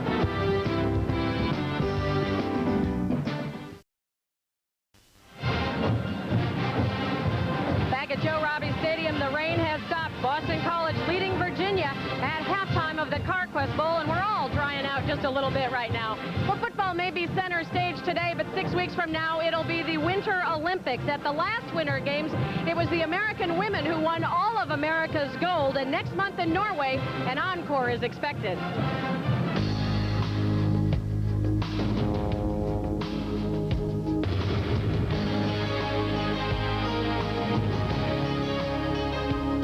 Turner's 2 medals in Albertville came after an 8-year layoff from short track speed skating. After Albertville, she started up a fitness center, took time off from her business career to honeymoon in Hawaii, and then she got ready for another comeback. Kathy Turner is still hungry. That's my nature. That's just my nature. Ask anybody who knows me. I'm going for the gold. After winning a gold medal in moguls at the last Olympics, Donna Weinbrecht ruptured a ligament in her right knee, spent a year in rehab, and now pronounces herself ready. I feel that I'll be better. I'm hoping I'll be better. And she may be. Last month, in her first World Cup event since the injury, she won. It's sparkling. I think you were shining this even in the dark. Nothing so dramatic about Nancy Kerrigan's comeback from a disappointing season after she won a bronze medal in Albertville. Now she's a favorite for the gold. Nancy has upgraded her skating wardrobe and her expectations. I definitely want to just go out there on the ice and stand out and be different from everybody else, and this is going to stand out. Speaking of standouts, here's Peekaboo Street. Named for a town in Idaho, the daughter of hippies, she's a free spirit with a hunger to win. I was the only girl in a town with eight other boys, and I had to keep up with all of them. She's already passed most of them, this newcomer who just might be skiing toward the podium in Lillehammer. Karen Cortland is already a gold medal performer as an entertainer for picnics, birthday parties, you name it. Happy birthday, Dr. McKay! Karen's business finances her career as a pairs skater with her partner Todd Reynolds. And if they make it to Lillehammer, wouldn't that be a party? Incidentally, today the Olympic torch is farther north than it has ever been. Take a look at this. It is now at the Arctic island of Svalbard. And they tell us that the polar bears up there outnumber the people 2-1. And with the Olympic Games now just 42 days away, athletes everywhere are attempting to qualify for their national teams. At Russia's figure skating championships, this was the pairs competition. Yevgenia Shishkova and Vadim Nomov. And in some bold symbolism, noting the fall of the Iron Curtain, Nomov keeps dropping his pants. Yes, folks, here's evidence of the new Russia, where the inspiration isn't Karl Marx anymore. Maybe it is Groucho Marx. And by the way, the pair finished third at the Russian Nationals, and our research staff tells us that they are a serious threat for a medal. And that'll do it for us at halftime. Thanks for joining us. Happy New Year once again. We will send you back to Vern Lundquist and Dan Fouts for the second half of the Carquest Bowl after this message and a word from your local station.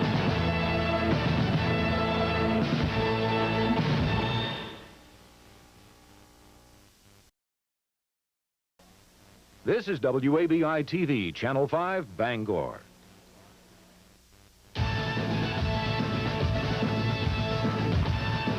CBS Sports coverage of the Carquest Bowl is sponsored by Carquest. For all your auto parts needs, you'll find it at Carquest.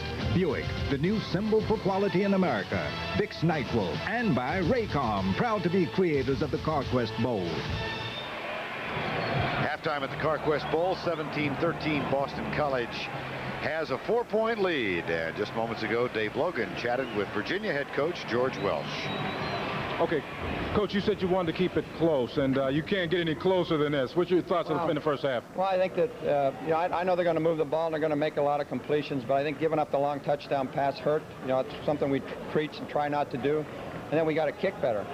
So I think I'm thinking about doing another kicker in the second half. All right, you're getting a little rain out there. Is your plans going to change in the second half? It should be all right. The only thing I worry about is we're in the shotgun in the 2-minute drill where they can't change the ball. Okay, good luck in the second half, Coach.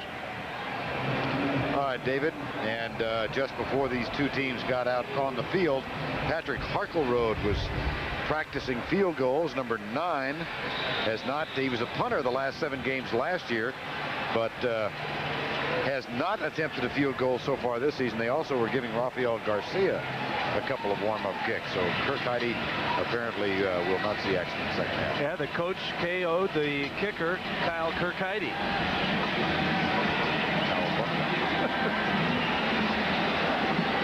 Short kick taken at the 22-yard line on a fair catch, and the Virginia Cavaliers will take over. Simeon Willis will come on out.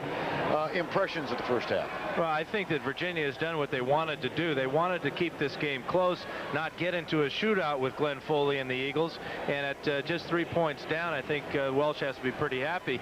And then you think about the field goals that he did miss in that first half. One was a field goal. The other was a extra point that hit the upright. So Virginia's in good shape, but they could use those extra 4 points. First down and 10, Virginia. And Willis brings it out to the left side. Tyrone Davis has to reach behind and can't make the catch. Second and 10.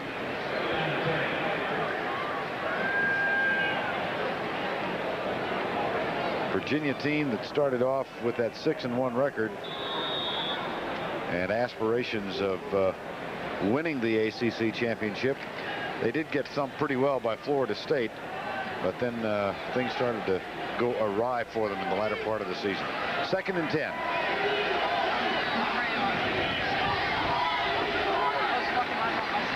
Draw play. Washington caught and dropped at the 21-yard line. Ted Page makes the tackle, number 90. That's been a real problem for the Cavaliers, especially in the first half. They've not had any success at all running the ball to the wide sides. They start off with their first run here in the second half, tried to go wide right, and as you can see, that's just the second time today, and they have a net of 3 yards there. So they're having most of their success running between the tackles, going right at this undersized BC defense. 3rd and 11, and out of the shotgun, Willis comes to his left, hit as he lets it go, and it's incomplete. It'll be 4th down. Willis dumped by Howlett, the linebacker, coming on the blitz, and got to him at the 11-yard line. That's one thing the Eagles have been able to do, is they've been able to knock Willis down a few times today. They've sacked him just one time, but he has been forced to throw the ball sooner than he wanted to. That time, good coverage in the secondary forced him to just throw it away. Will Bryce is on the punt for the 3rd time. Kenyatta Watson waits at the 40-yard line. And this is a terrific punt by Bryce. Way back at the 30-yard line. Watson is hit and dropped immediately by Joe Rowe, number 18.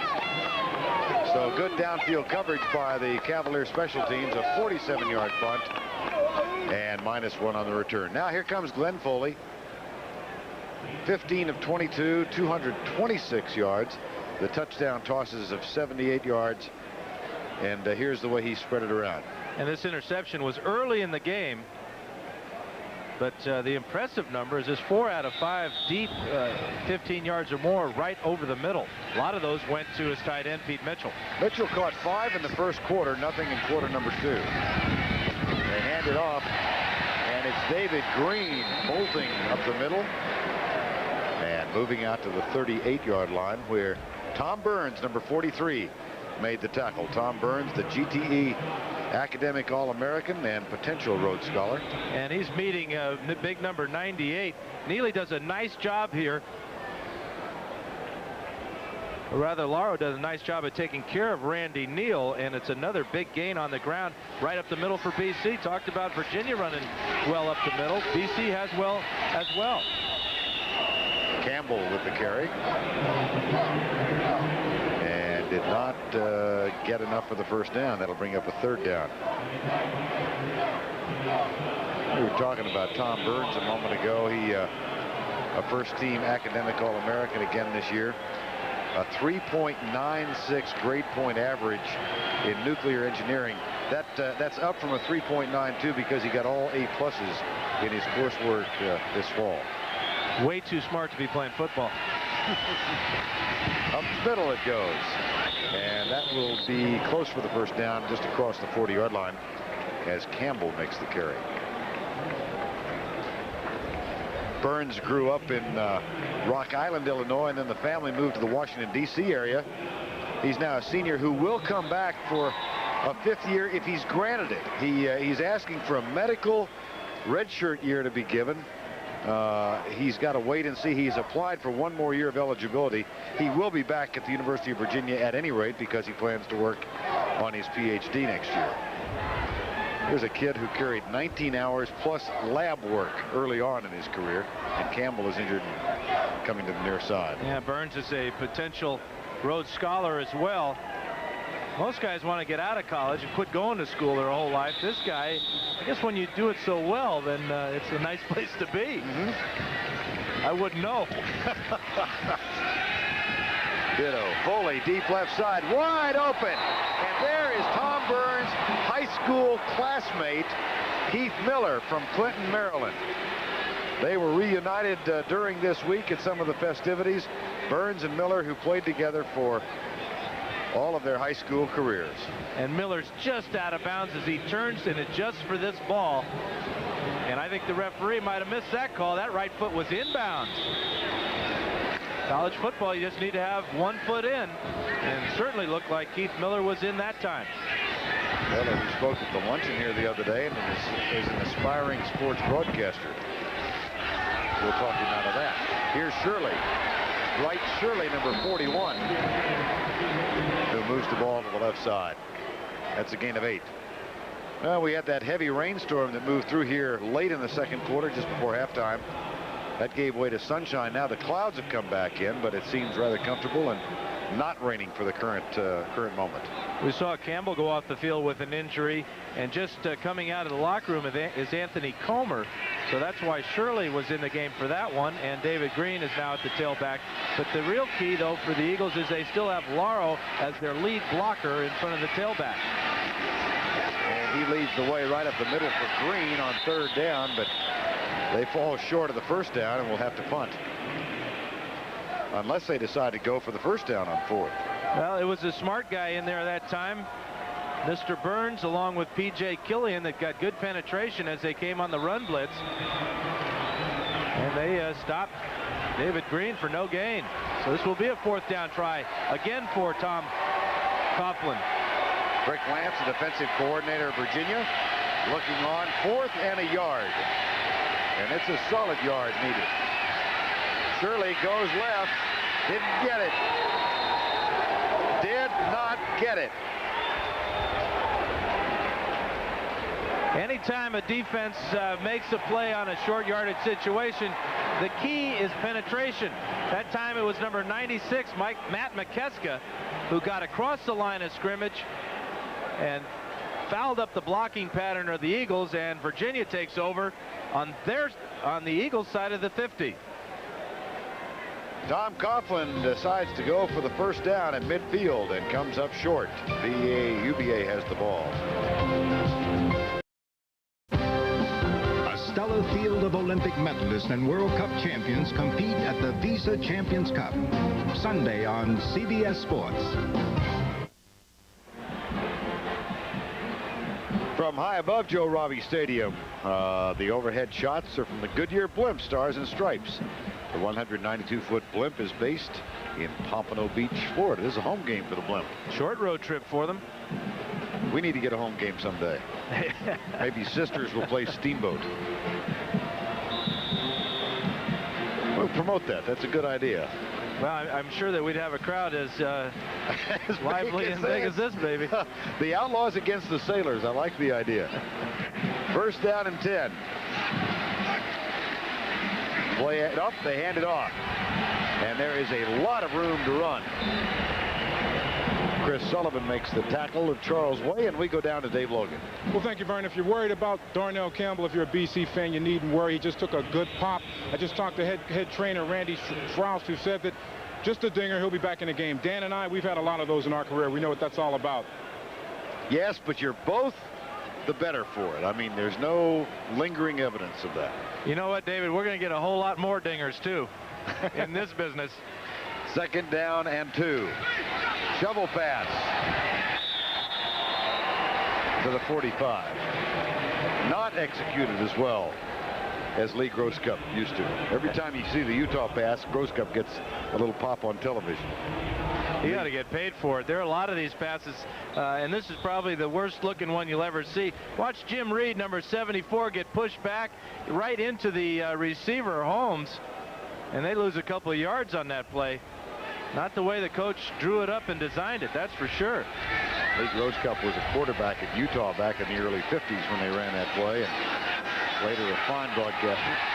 And there is a pass complete to the right side to Aaron Mundy, the tight end, and the tackle made by Darrell Porter, number 44. One of the statistical oddities for Virginia this year is that although Mundy has 20 catches on the year, he doesn't have a touchdown reception, nor does Bobby Neely, his backup, or Dave Gatham.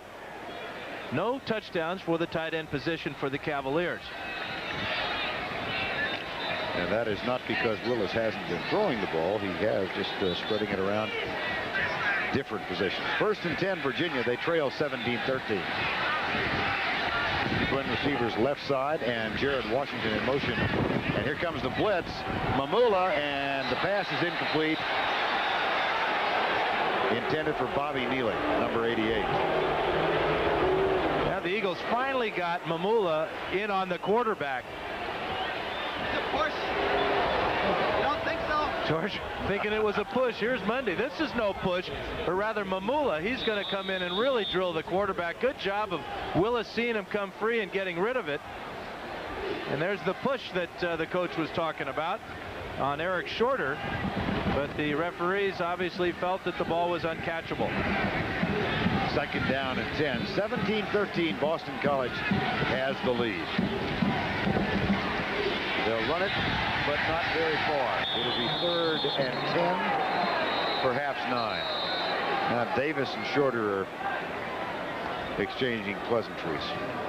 And Eric Shorter is considerably shorter than Davis. Would not win the reach battle there. Shorter goes at 5'10", and we've already talked about Davis being 6'5". But really haven't seen the Cavs take advantage of that height advantage they have. Well, this time Davis comes out to the near side against Kamara, bottom of the screen. And Willis across the middle, caught by the tight end, short of the first down at the 30. This would be a 47-yard field goal if the Cavs elect to try one. And George Wells told Dave Logan at the half he was thinking about changing kickers. Harkle Road worked out. They're going to pass on the field goal and go for the first down. That's a good decision. I mean, Kirkide hit the upright twice on placement kicks.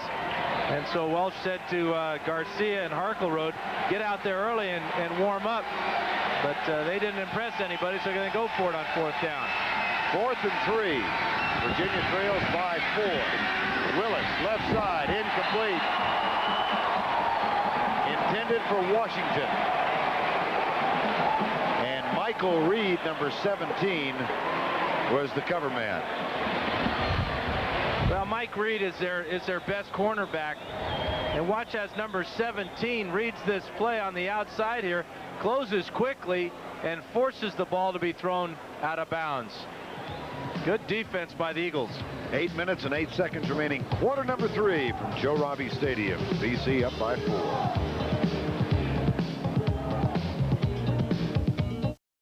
The Cowboys crushed the Giants in Dallas. But Sunday on CBS, they meet at Giants Stadium. In what promises to be the game of the year. Talk about your Happy New Year. We're big fans. Simeon Willis wants to hit his tight end, Aaron Monday, right here. But watch the play by our true freshman, Darrell Porter, as he reads the play the whole way and takes away Willis's first option. He comes late to Washington on the outside, and good coverage by Michael Reed. So good job by both Reed and Darrell Porter in that Boston College secondary. Darrell Porter playing close to home. Team practices, we told you in the first half, all week at his alma mater, St. Thomas Aquinas High School in Fort Lauderdale. First down and 10. Boston College, they're up by 4, 17-13. Screen pass. Greg Rice, number 20. That is his 3rd catch of the ball game. Boston College trying to run the same play as Virginia has run, that flanker screen, also to a number 20. Larry Holmes had a lot of success with it for the Cavs in the first half, and now Foley comes out and hits Greg Grice for a nice 6-7 yard gain. That was the play that set up the winning field goal against Notre Dame when Foley hit Ivan Boyd. Second down and 4. Foley into the middle, tipped away. It was intended for his tight end, Brent Gibbons. And Tom Burns, number 43, went back and knocked that one awry. A really nice play for a guy who has designs on working in nuclear fusion. How did I do, Vern? Nuclear. Yes, it is. And it's a heck of a nuclear play. He blew that one up. Yes, he did. 7:23 remaining in the 3rd quarter. 3rd and 4. And here is Pete Mitchell, the tight end, his first catch since the 1st quarter. He had 5 catches in that 1st quarter, Vernon. It seemed like they were all 5 in the first 2 drives. finally, Foley's going back to him, and again, his big tight end rewards him with a first down. Where might he play if he gets a chance in a couple of years in the NFL? You know, I see him as being a move tight end, an H-back, similar to a Jay Novacek. He has outstanding hands and a real good feel for reading defenses, especially zone defenses. First and 10. That handoff goes to David Green, number 30, and he crosses midfield, gets down near the 47-yard line. David Green, the junior from Mount Kisco, New York. And Campbell comes back into the lineup now, number 32, as Green exits.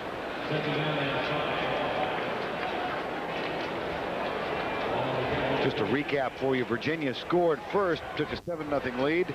Field goal made it 7-3. Then BC on top. Here comes the blitz. Foley reads it, goes deep. He has Miller. Touchdown as one man from Clinton, Maryland beats another man from Clinton, Maryland.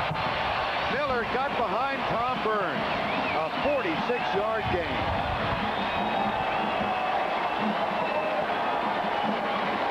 You can be sure that Tom Burns did not want to see this mismatch between his old high school teammate. Keith Miller's a real sprinter, and of course Burns is an outside linebacker, and that was just no contest. Real nice throw too by Foley, seeing he had Miller so wide open. Didn't make it very difficult for him at all. He took it in easily. Now the extra point from David Gordon about to come. 6:19 to go, third quarter. Kick is up and good.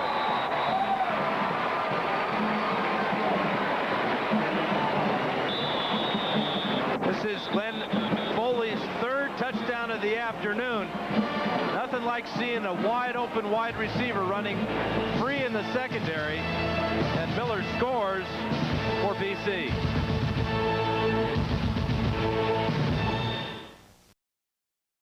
There's been a murder in Beverly Hills. All the stars are the suspects. You know her? Gene Barry adds class to mysteries. Burke's Law premieres Friday after Diagnosis Murder. 2 plays earlier, this is Pete Mitchell. He caught his first pass of the second half. Watch the safety come over and then allow this mismatch right down the middle of the field. The Cavs were looking for Mitchell, and they had a terrible mismatch with their linebacker on a speedy wide receiver. And there is Keith Miller, 46-yard touchdown catch. And Glenn Foley, who has now thrown for 291 yards, 3 touchdowns, 1 interception. That was early in this game. It was his second pass of the game, and he's not getting rattled and pushed around by the Cavaliers. That's why he's being so effective and decisive. Well, Glenn Foley talked about the decision-making capacity he brings to a quarterback spot. One thing Dan Marino said about, he says to himself before every game, is be decisive about whatever you do. And I think that is a critical point about being a quarterback. If you're going to make the right decision, or you're not going to make the right decision. That's the fact is, once you decide it, you got to go through it and go through with the full force, and that's what I'd like to do. There's the handoff on first down and 10 from the 20 out to the 26-yard line. That's really the benefit of being in the same system for 3 years now under Coach Tom Coughlin. Foley is, they say he's on the same page with the coach. He knows what the coach expects. He knows how to read the defense. And his receivers run a lot of option routes, something they started when they had Brian Brennan and Gerald Fredlin and Troy Stratford. And it just carried on into this offensive system. On second down and 3, Kevin Brooks gets the call, number 26, and moves out to the 31. That'll be a first down and 10. With 5:41 to go, third quarter. Yeah, with that 5:41 to go, Vern, they're down by 11 points. They've given up a few points by hitting the upright with placement kicks, and then they did not convert on a fourth down the last time they had the ball. So this is a critical drive for George Wells and his Wahoos. You seem to get a lot of pleasure out of saying that. I wish they would score one more time so I could say it a couple more times. 1st and 10 with 5:18 to go. Quarter number 3. Willis hands it off deep, and Stephen Boyd doesn't quite make the tackle, but he knocks the man backwards, and that allows Chris Sullivan, number 93, to get there.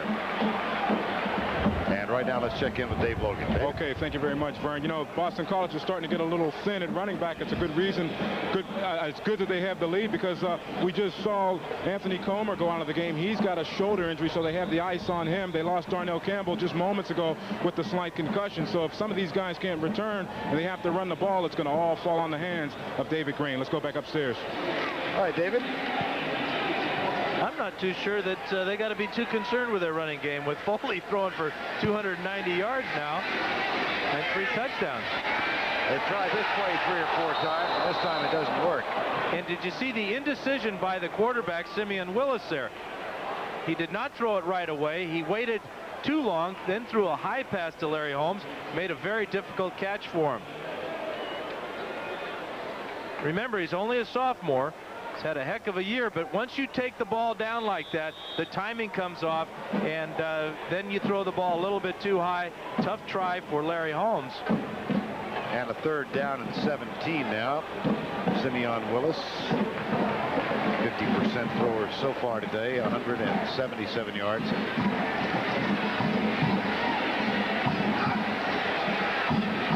Third and 17. They go deep left side into double coverage. Tyrone Davis just off his fingertips, as Terrence Wiggins and Darrell Porter were deep on Davis. It'll be 4th down. That was a pretty impressive effort by Tyrone Davis as he split Darrell Porter there and the safety, and still got his fingers on the ball. You don't expect a guy of that type of size to have that type of speed, but obviously he does. Will Bryce is on the punt.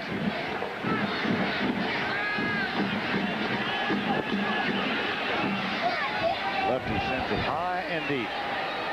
And a fair catch called for and taken by Kenyatta Watson at the 36.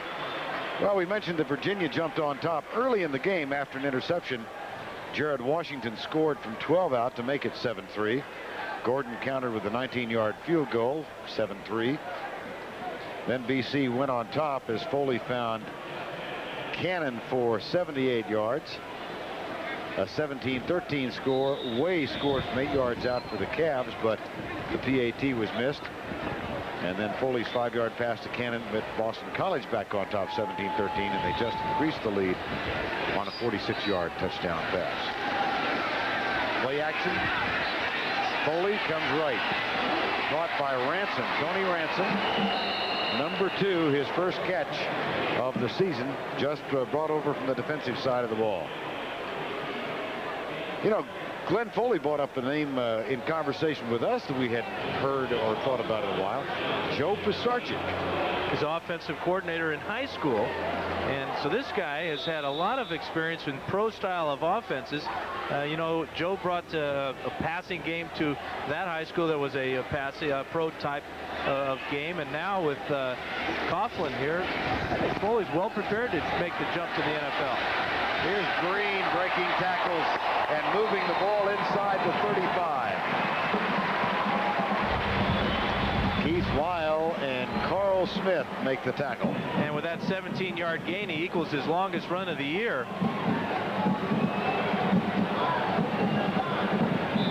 Looks like a lead draw type of play, and again, it's big number 98, Gordon Laro, leading the way. Good job there by Kendall as well. But Green has a little bit of burst there. He takes off pretty good. At the 35, 1st down and 10. 24-13, Boston College lead. Straight drop back by Foley. Nobody open, he's sacked. Matt McKeska, number 96, got to him. This is what they were talking about when they said they needed a relentless pass rush. Watch Matt McKeska not give up on Foley. Has a shot at him there. Foley just moves away, and then McKeska gets up off the turf to pick up a sack. Heck of a play. second sack of the game for the Virginia Cavaliers. And it's a loss of 7. Second down and 17. Michael Campbell checks in as a wide receiver. Campbell, Darnell Campbell, to the 38-yard line where BC will face a third down and 13. David Logan told us that Campbell has a slight concussion, but really that's okay for a fullback. If you play a full game as a fullback or a linebacker and you don't have a slight concussion, then you're not playing hard enough. Campbell stays in. Third down. Officially call it 15. Foley comes right. Nobody open. Finally his tight end, but this one will come back. We're going to get a holding call on Boston College.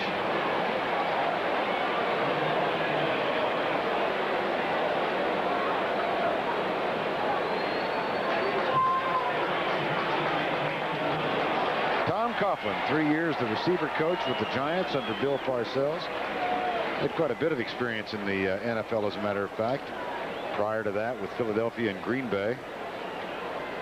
Said the 3 men that influenced his coaching style most was number 1, Bill Parcells, then Frank Maloney, and of course Jack Bicknell.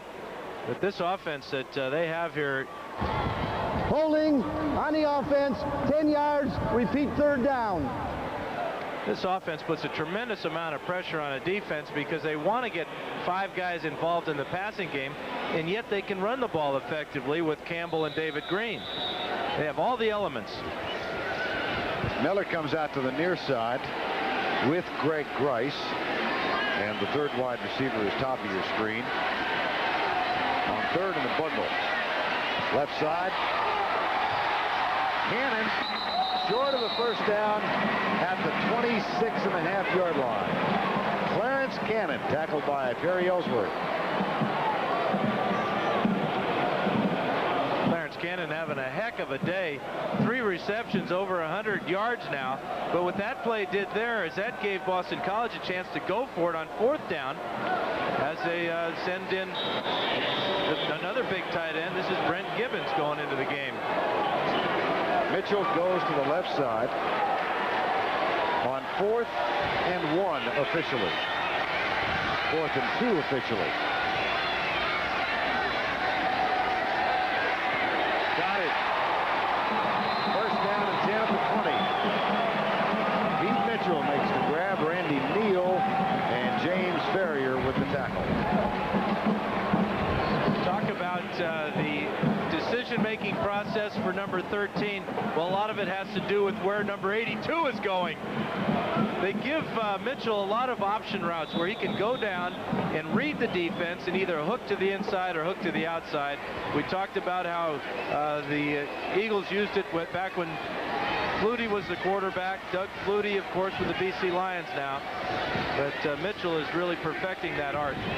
We're still in the third quarter, and Foley has posted some gaudy figures. There's David Green, 337 yards passing.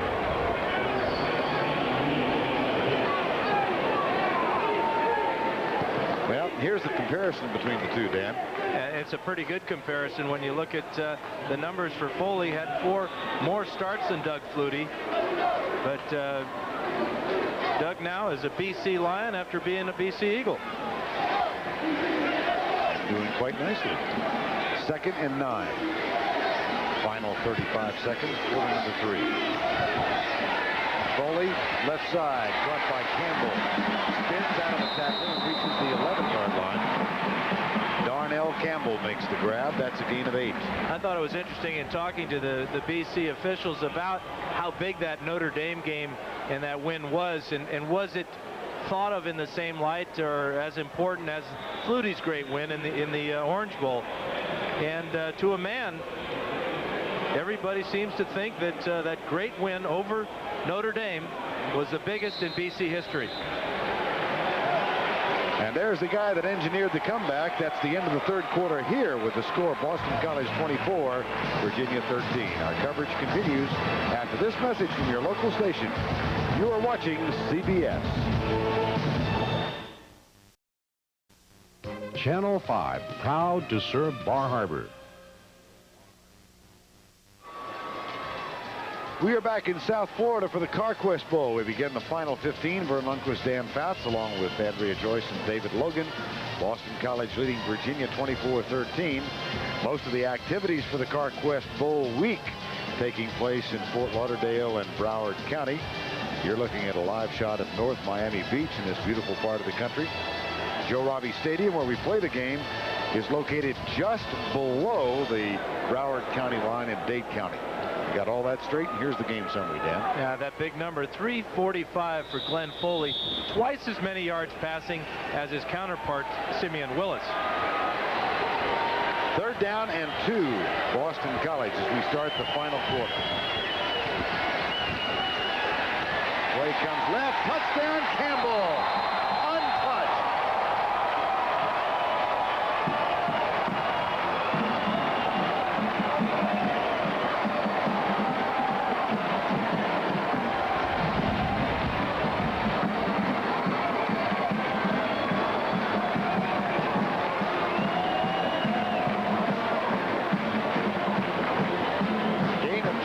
TD. 78 yards on the ground now for Campbell.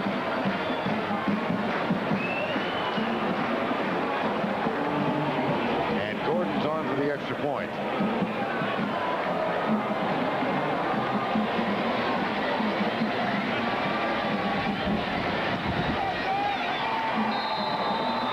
Hammered it home on the first play of the final quarter.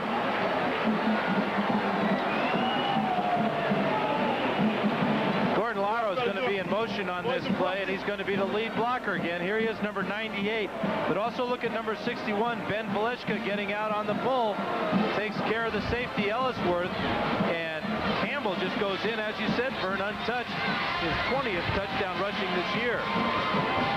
Good job by that BC line. There's just not a white shirt to be found as Laro kicks out on Carl Smith. Campbell high steps again. Hey, Mom. Concussion's feeling pretty good. Like an untouched touchdown as your aspirin. That's right. That increases the lead to 31-13. As this second half has been dominated by Boston College, and the Eagle cheerleaders doing a push-up for each score would just as soon put this one away. Looks like a couple of them are struggling here with these 31 points. By the way, did you see the big news in Texas? The Texas A&M mascot, Reveille, the newest one, stolen, recovered. They got her back. My goodness. Yeah. There's a joke there somewhere, too, isn't there? No, there's not. No, there is not. Not for me, who said Texas Agricultural and Military University a couple weeks ago. I'm still hearing about that. Here's Holmes, and he's out to the 33-yard line. Eric Shorter makes the tackle, and let's go down to the sideline, check in with Andrea Joyce. Well, Vern, things started going bad for Virginia yesterday. There's no mounted cavalier on a horse here. Now, as it turns out, the rider is here, but the horse is not. Unlike Colorado, Virginia doesn't own its horse, so they couldn't bring him down here. They tried to rent a horse yesterday. They even had one picked out. The rider was going to go over there and get acquainted with the horse so they wouldn't have a disastrous first date. It all fell apart because of a legal liability issue. That's my last animal report for the day, Vern. Owls and horses, huh? All right, Andrea. First down and 10, Virginia. Willis has it batted up in the air, incomplete. It'll be second down. Joe O'Brien, number 97, got hold of that one. Boston College defense doing a great job of holding down this Cavalier offense. Just 21 yards now in the second half for the Cavs. 17-13 BC lead at the half. They've scored 2 unanswered touchdowns in the second half. Second down and 10.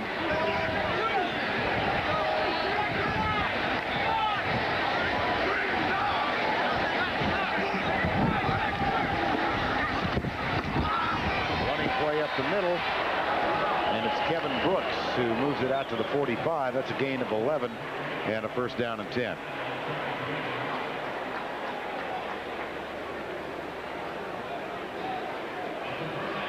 Virginia using primarily a trio of running backs, Washington, Kevin Brooks, and Charles Way, and it's Brooks who's in there now. Yeah, they're 14.5 minutes to go in the game, and they're down by 18. They got to start picking the pace up between plays.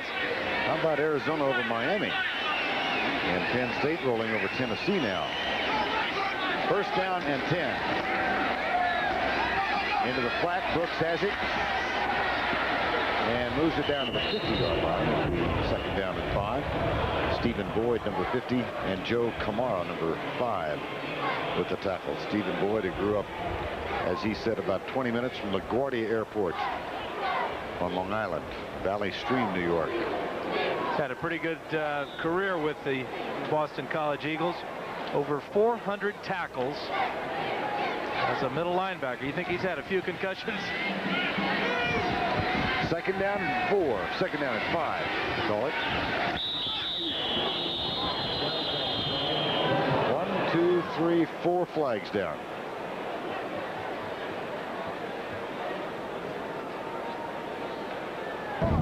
Prior to the snap, false starts on the offense, 5 yards, still second down.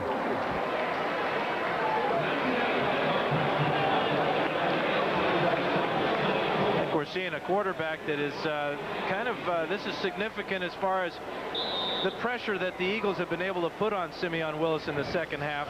Just 4 completions out of 12 tries. He hasn't been sacked, but he has been hurried, and he has been forced to take a second look at that secondary. On the near sideline, Jeff Ryan is warming up, the second-string quarterback for Boston College. So Foley might be done. There's a sack, and that'll force a third down as Chris Sullivan gets there. That's Hartzell, Mark Hartzell, number 10, and Jeff Ryan, number 8, also warming up. Now Hartzell is throwing by himself, or not with Ryan, rather. Ryan is the second-team quarterback, and whenever you see the first-team guy get a bunch of yards and a bunch of touchdowns, the guys behind him say, hey, come, how about me? Let me have a shot at this. Here's Willis, screen pass, left side. Oh, boy. Ryan Howard saw that one coming from the time of the snap. Vern, this is just a great play by Howlett. Watch him here, number 45. The Cavaliers are going to get 3 blockers out here, and he's just going to split all 3 of them and get in on the tackle. Good recognition of the play, and then enough athletic ability and speed to get by Jim Reed and make the tackle. Will Bryce is on to punt. Kenyatta Watson, number 4, waits for it back at the 20-yard line.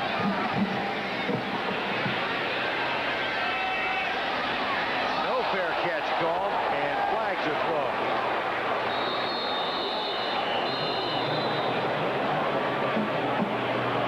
Joe Rowe, number 18, the first man down, but he arrived there a little too early, I believe. And he didn't even bother to argue with the officials about the call. He was being blocked, but Watson never had a free shot at making this reception. Remember, the defense, the kick covering team, has to give the ball carrier, the catcher, at least 6 feet to make the catch. Question is, was the blocker in the way as well? And that is the call. The blocker was holding Joe Rowe. That's why the collision.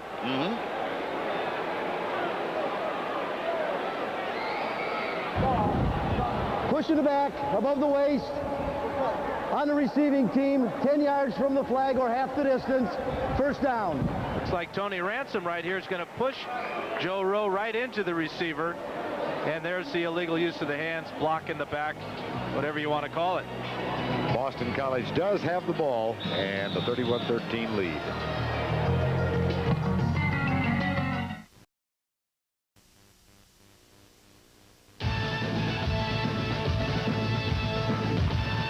CBS Sports coverage of the Carquest Bowl is sponsored by Carquest. For all your auto parts needs, you'll find it at Carquest. Blockbuster Video, make it a blockbuster night. And by Raycom, proud to be creators of the Carquest Bowl. 11 minutes, 52 seconds remaining in the ball game. Boston College comfortably on top, 31-13. And Glenn Foley does stay in, the fifth-year senior from Cherry Hill, Pennsylvania. So his collegiate career not complete yet. And a terrific day thus far with 3 touchdown passes.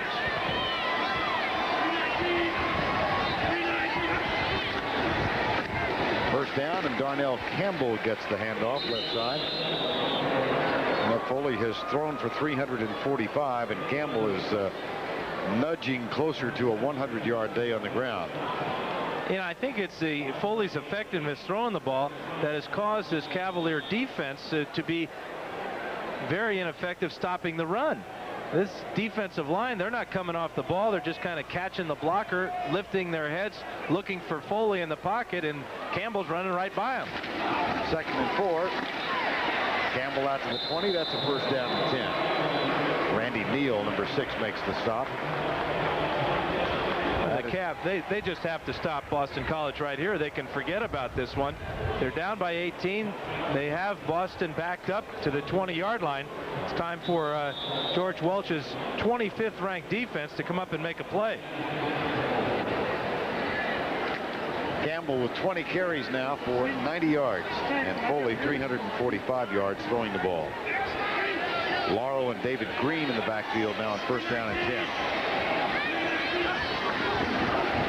And Tom Coughlin will work on the clock, keep the ball on the ground, and David Green picks up a quick 10, maybe officially 11 if he gets enough for the first down. That is 11. I think the one guy that the Cavaliers weren't ready for is this guy, big number 98. Gordon Lauro is going to make another big block here. Comes right on the middle linebacker there. Randy Neal stuffs him. Ferrier can't make the tackle. And Green gets it out to the 30. But this guy, Gordon Lauro, with the close cropped hair, huh? Or no hair look? What do you call that, Vern? It's closer for me than a no hair look. Here's the handoff out to the 34-yard line. Darnell Campbell makes the tackle. Keith Lyle, or rather the Campbell carry, and Lyle the tackle. And the clock shows 10-13 and winding down. Arizona has increased the lead over Miami at the Fiesta Bowl. And Penn State knocks off Tennessee 31-13. That's identical to the score we have here. Now, Tom Coughlin was worried about the execution of his team, and they have performed well today. Not many problems except on that play as Foley is knocked down. That's the 3rd sack of the afternoon.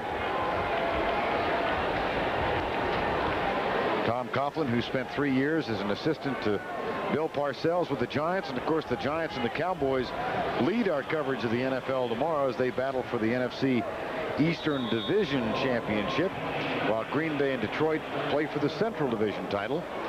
Phoenix will be at Atlanta and Chicago at the Rams. It all begins with the NFL today at 12:30 Eastern Time tomorrow on CBS. 3rd and 11. Foley comes left side, caught by Miller. That's a first down at the 42-yard line. Keith Miller in front of Carl Smith, number 47. And he was in front of the down marker too, short of it by about 2 yards after he made the catch. He turned to the inside quickly and got enough yardage for the first down. Key play there by Keith Miller keeps the drive alive. The clock continues to run, and BC's looking at a 18-point lead. 8 minutes and 50 seconds remaining. Mitchell in motion. David Green across the 45 to the 47. It's Darnell Campbell, beg your pardon. Well, you've looked at film of Glenn Foley. Now you've had a chance to see him live for a quarter, 3.5 quarters. What do you think? Well, aside from his gaudy numbers today, over 300 yards passing and 3 touchdowns, I like what I see in the fact that he gets back, makes up his mind, and throws the ball. His arm strength is good. He reads coverages very well. He communicates with his receivers well. He does a lot of the things that you like to see in a pro quarterback. Like that pass. That is usually the yardstick for a pro quarterback, is how well do you throw the deep outside route, the deep sideline route. And Foley a couple of times today has put it on a line and right on the money. Started out his career with a lot of interceptions back in 1990. Has improved in that category every year. And he's got 11 now here, which matches the number of touchdowns he threw his first year. That is the type of improvement you want to see in any quarterback. Here's the blitz. Foley rolls out to his right. Off his back foot, incomplete. And I think some time ago we also moved his hometown across the state line. It's Cherry Hills, New Jersey, not Pennsylvania. Oui, Kimosabi? Cherry Hill, New Jersey. There's only one hill in New Jersey, and it's Cherry Hill, and I'll take the Cherry Hills out of it. So our scoreboard's even, Vern. Bingo. Our turnovers. 9 plays, 55 yards so far.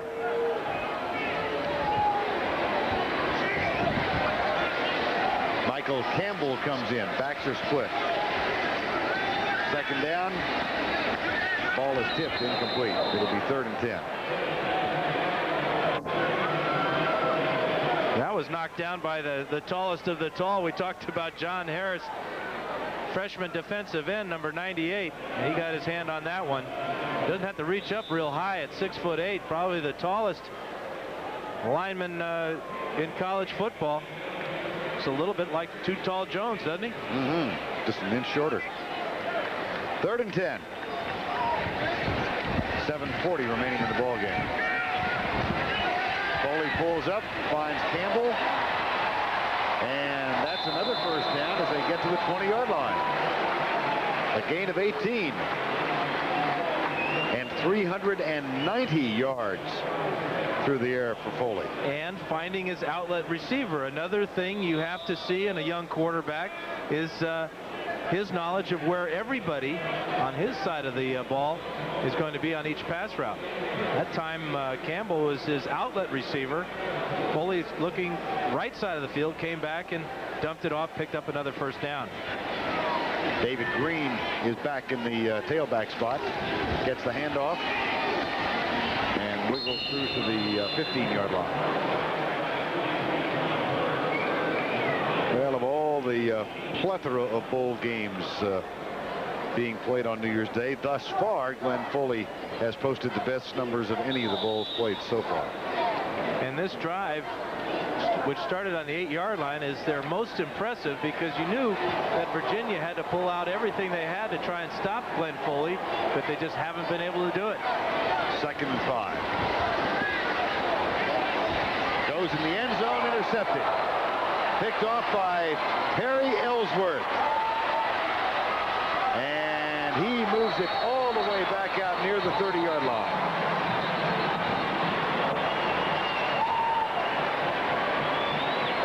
But the one thing that happens to a lot of quarterbacks, though, Vern, when they got the hot hand, they get a little bit greedy. And this is the case for Foley this time. Ellsworth is 27. Watch as he comes over, reads the quarterback's eyes, trying to get it to Keith Miller in the back of the end zone. Nice job by Percy Ellsworth. His 2nd interception of the year. 6:24 remaining in the ball game. Cavaliers have the ball back.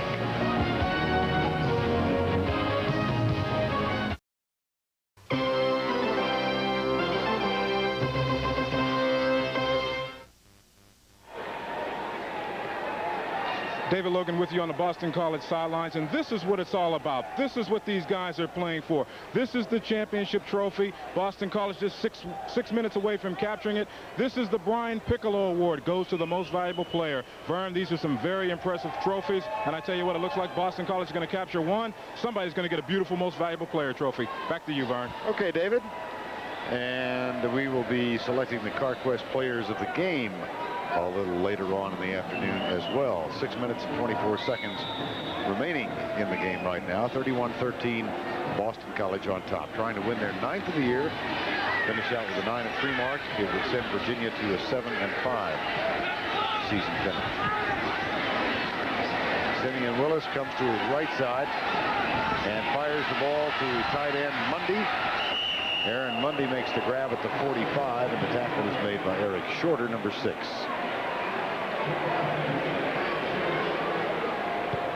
The crowd announced today at 38,516. That's about half capacity here at Joe Robbie. And that may reflect the number of tickets distributed, because there are a ton of empty seats. Well, remember, it rained a little bit too, so that sent a few people right. A few people that didn't come back home. 1st and 10.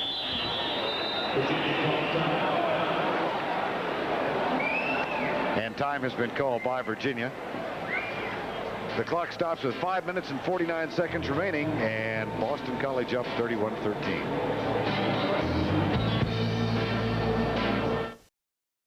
If Dad is a goofball, is he setting a good example for the kids? You got a note from the principal? Hey, if she can't take a joke, she can kiss my monkey.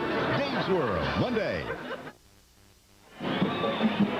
Here's what's at stake tomorrow, the final weekend of the NFL. In the NFC, the San Francisco 49ers have already earned a bye. The Giants and Dallas play. The winner will get a bye. The loser will host a wild card. Green Bay and Detroit play tomorrow. The winner will host a wild card game.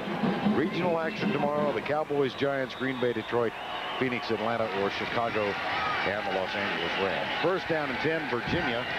They trail 31-13 with 5:49 to go in the ball game. Here's Willis, and Holmes makes the grab at the 46-yard line.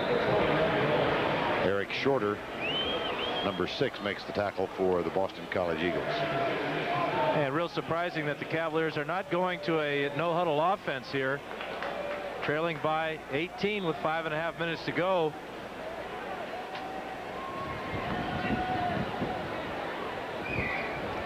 Get the feeling that Coach Welsh isn't real confident either in his quarterback or in his offense, running a hurry-up offense. But what else can you do? You've got to be able to do that at this state of the game. Well, that play got messed up, and Willis is tackled for a loss back at the 47.5, 48-yard line. That's a loss of 2. George Welsh said he didn't think they could win a high-scoring game, and Boston College has put 31 on the board. He was very prophetic, too. He said that he knows that Boston College, they're a little bit like Florida State. They're going to go out and get 24 to 30 points every game. He figured that his team would be right there with them, though. 3rd down. Out of the shotgun, Willis back, and has Holmes open. But he is going to come up just short of the 1st down, it would appear. Looked like he had the 1st down, too, and trying to get extra yardage, gave it up, and he came up short by about a yard. That'll set up 4th down. And Holmes will stay in the lineup. Several other substitutions made for Virginia. 4th and 1. Jared Washington, the deep back in the I.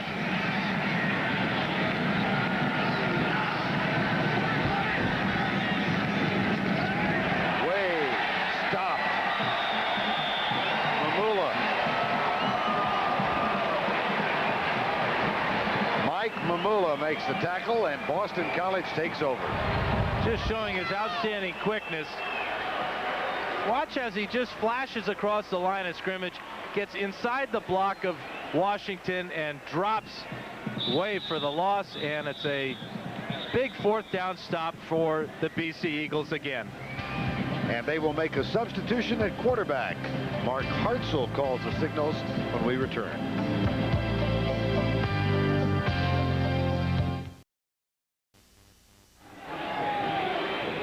Today's overhead shots have been courtesy of the Goodyear blimp Stars and Stripes. It was in 1960 when Goodyear provided its first bowl coverage right here on CBS. That was the 1960 Orange Bowl. And if memory serves correct, a guy named Cherkinian was the producer of that telecast. Frank is the first name. And beautiful Fort Lauderdale, where we have been the guests since last Tuesday, and our thanks to all the people on the Carquest Bowl Committee for their wonderful hospitality during our stay here. Mark Hartzell takes over at quarterback for the Boston College Eagles. They've got a 1st down at the 45. He hands it off to Shirley. And Dwight Shirley moves across the 50 to the 47-yard line. Tackle made by Skeet Jones, number 32.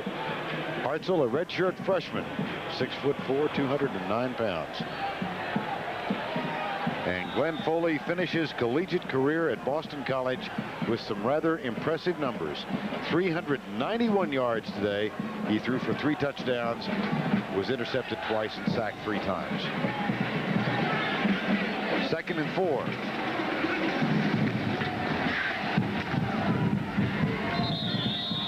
Justice Smith, number 42, in the lineup and gets the carry. You know, Vern, that's a pretty good way to end your college career with 6 straight passing days of over 300 yards. Of course, that tremendous win against Notre Dame. And then to finish it all up with a bowl game win.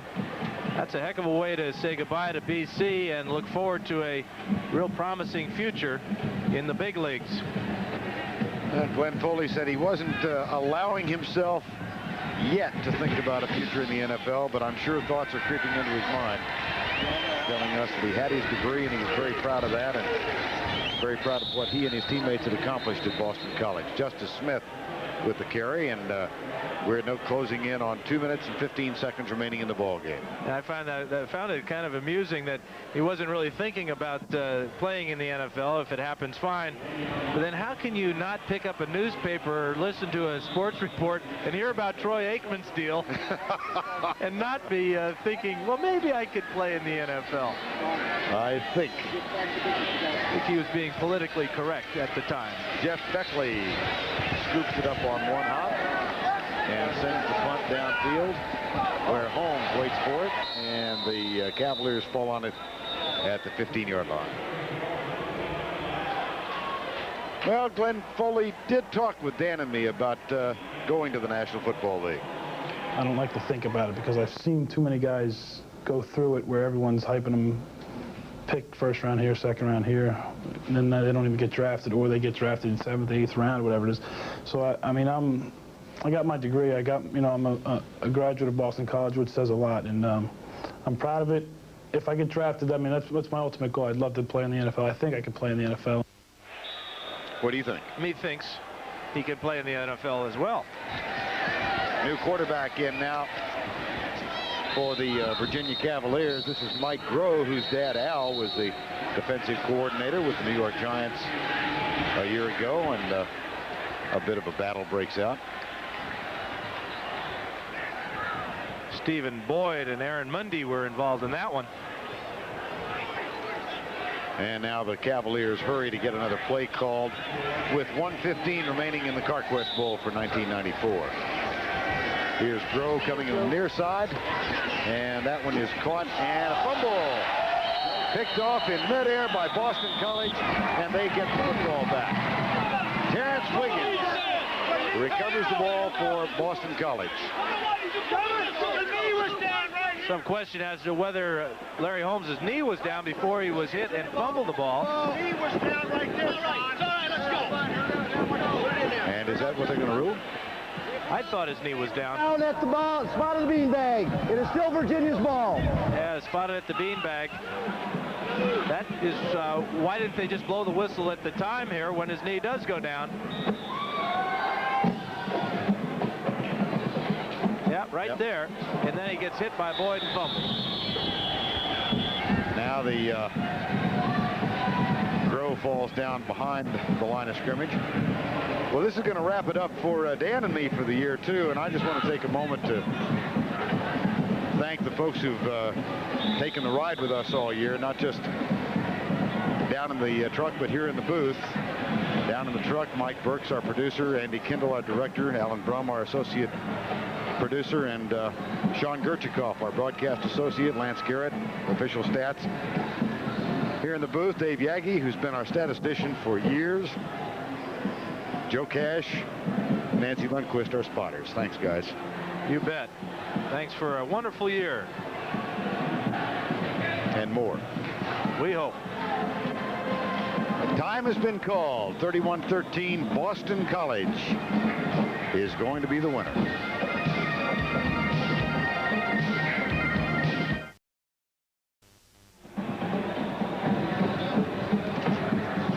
34 seconds remaining in the Carquest Bowl in 1994. Boston College will win it and go to 9-3 for the season. And on 4th down, Will Bryce is on the punt for the Virginia Cavaliers, who wind up their season by losing 4 of their last 5 and 5 of their last 7. This is a dandy punt by Bryce, and it goes out of bounds at the 30-yard line. So 34 seconds remaining in this ball game. Tom Coughlin saying this was very important for his team to win today. It great for recruiting. It gives them, in effect, an extra spring practice. He called it perpetuating the program, which was an interesting way of saying it. Gives them a lot of publicity and does help in that recruiting process. You win a bowl game, it's what you play for all year long. And this is a happy group from Chestnut Hill. They deserve to be. They played a great game on both sides of the ball. Takes a little bit of the sting away from that loss to West Virginia when they had the lead, and wound up on the short end of a 17-14 score. 31-13, Boston College will win it.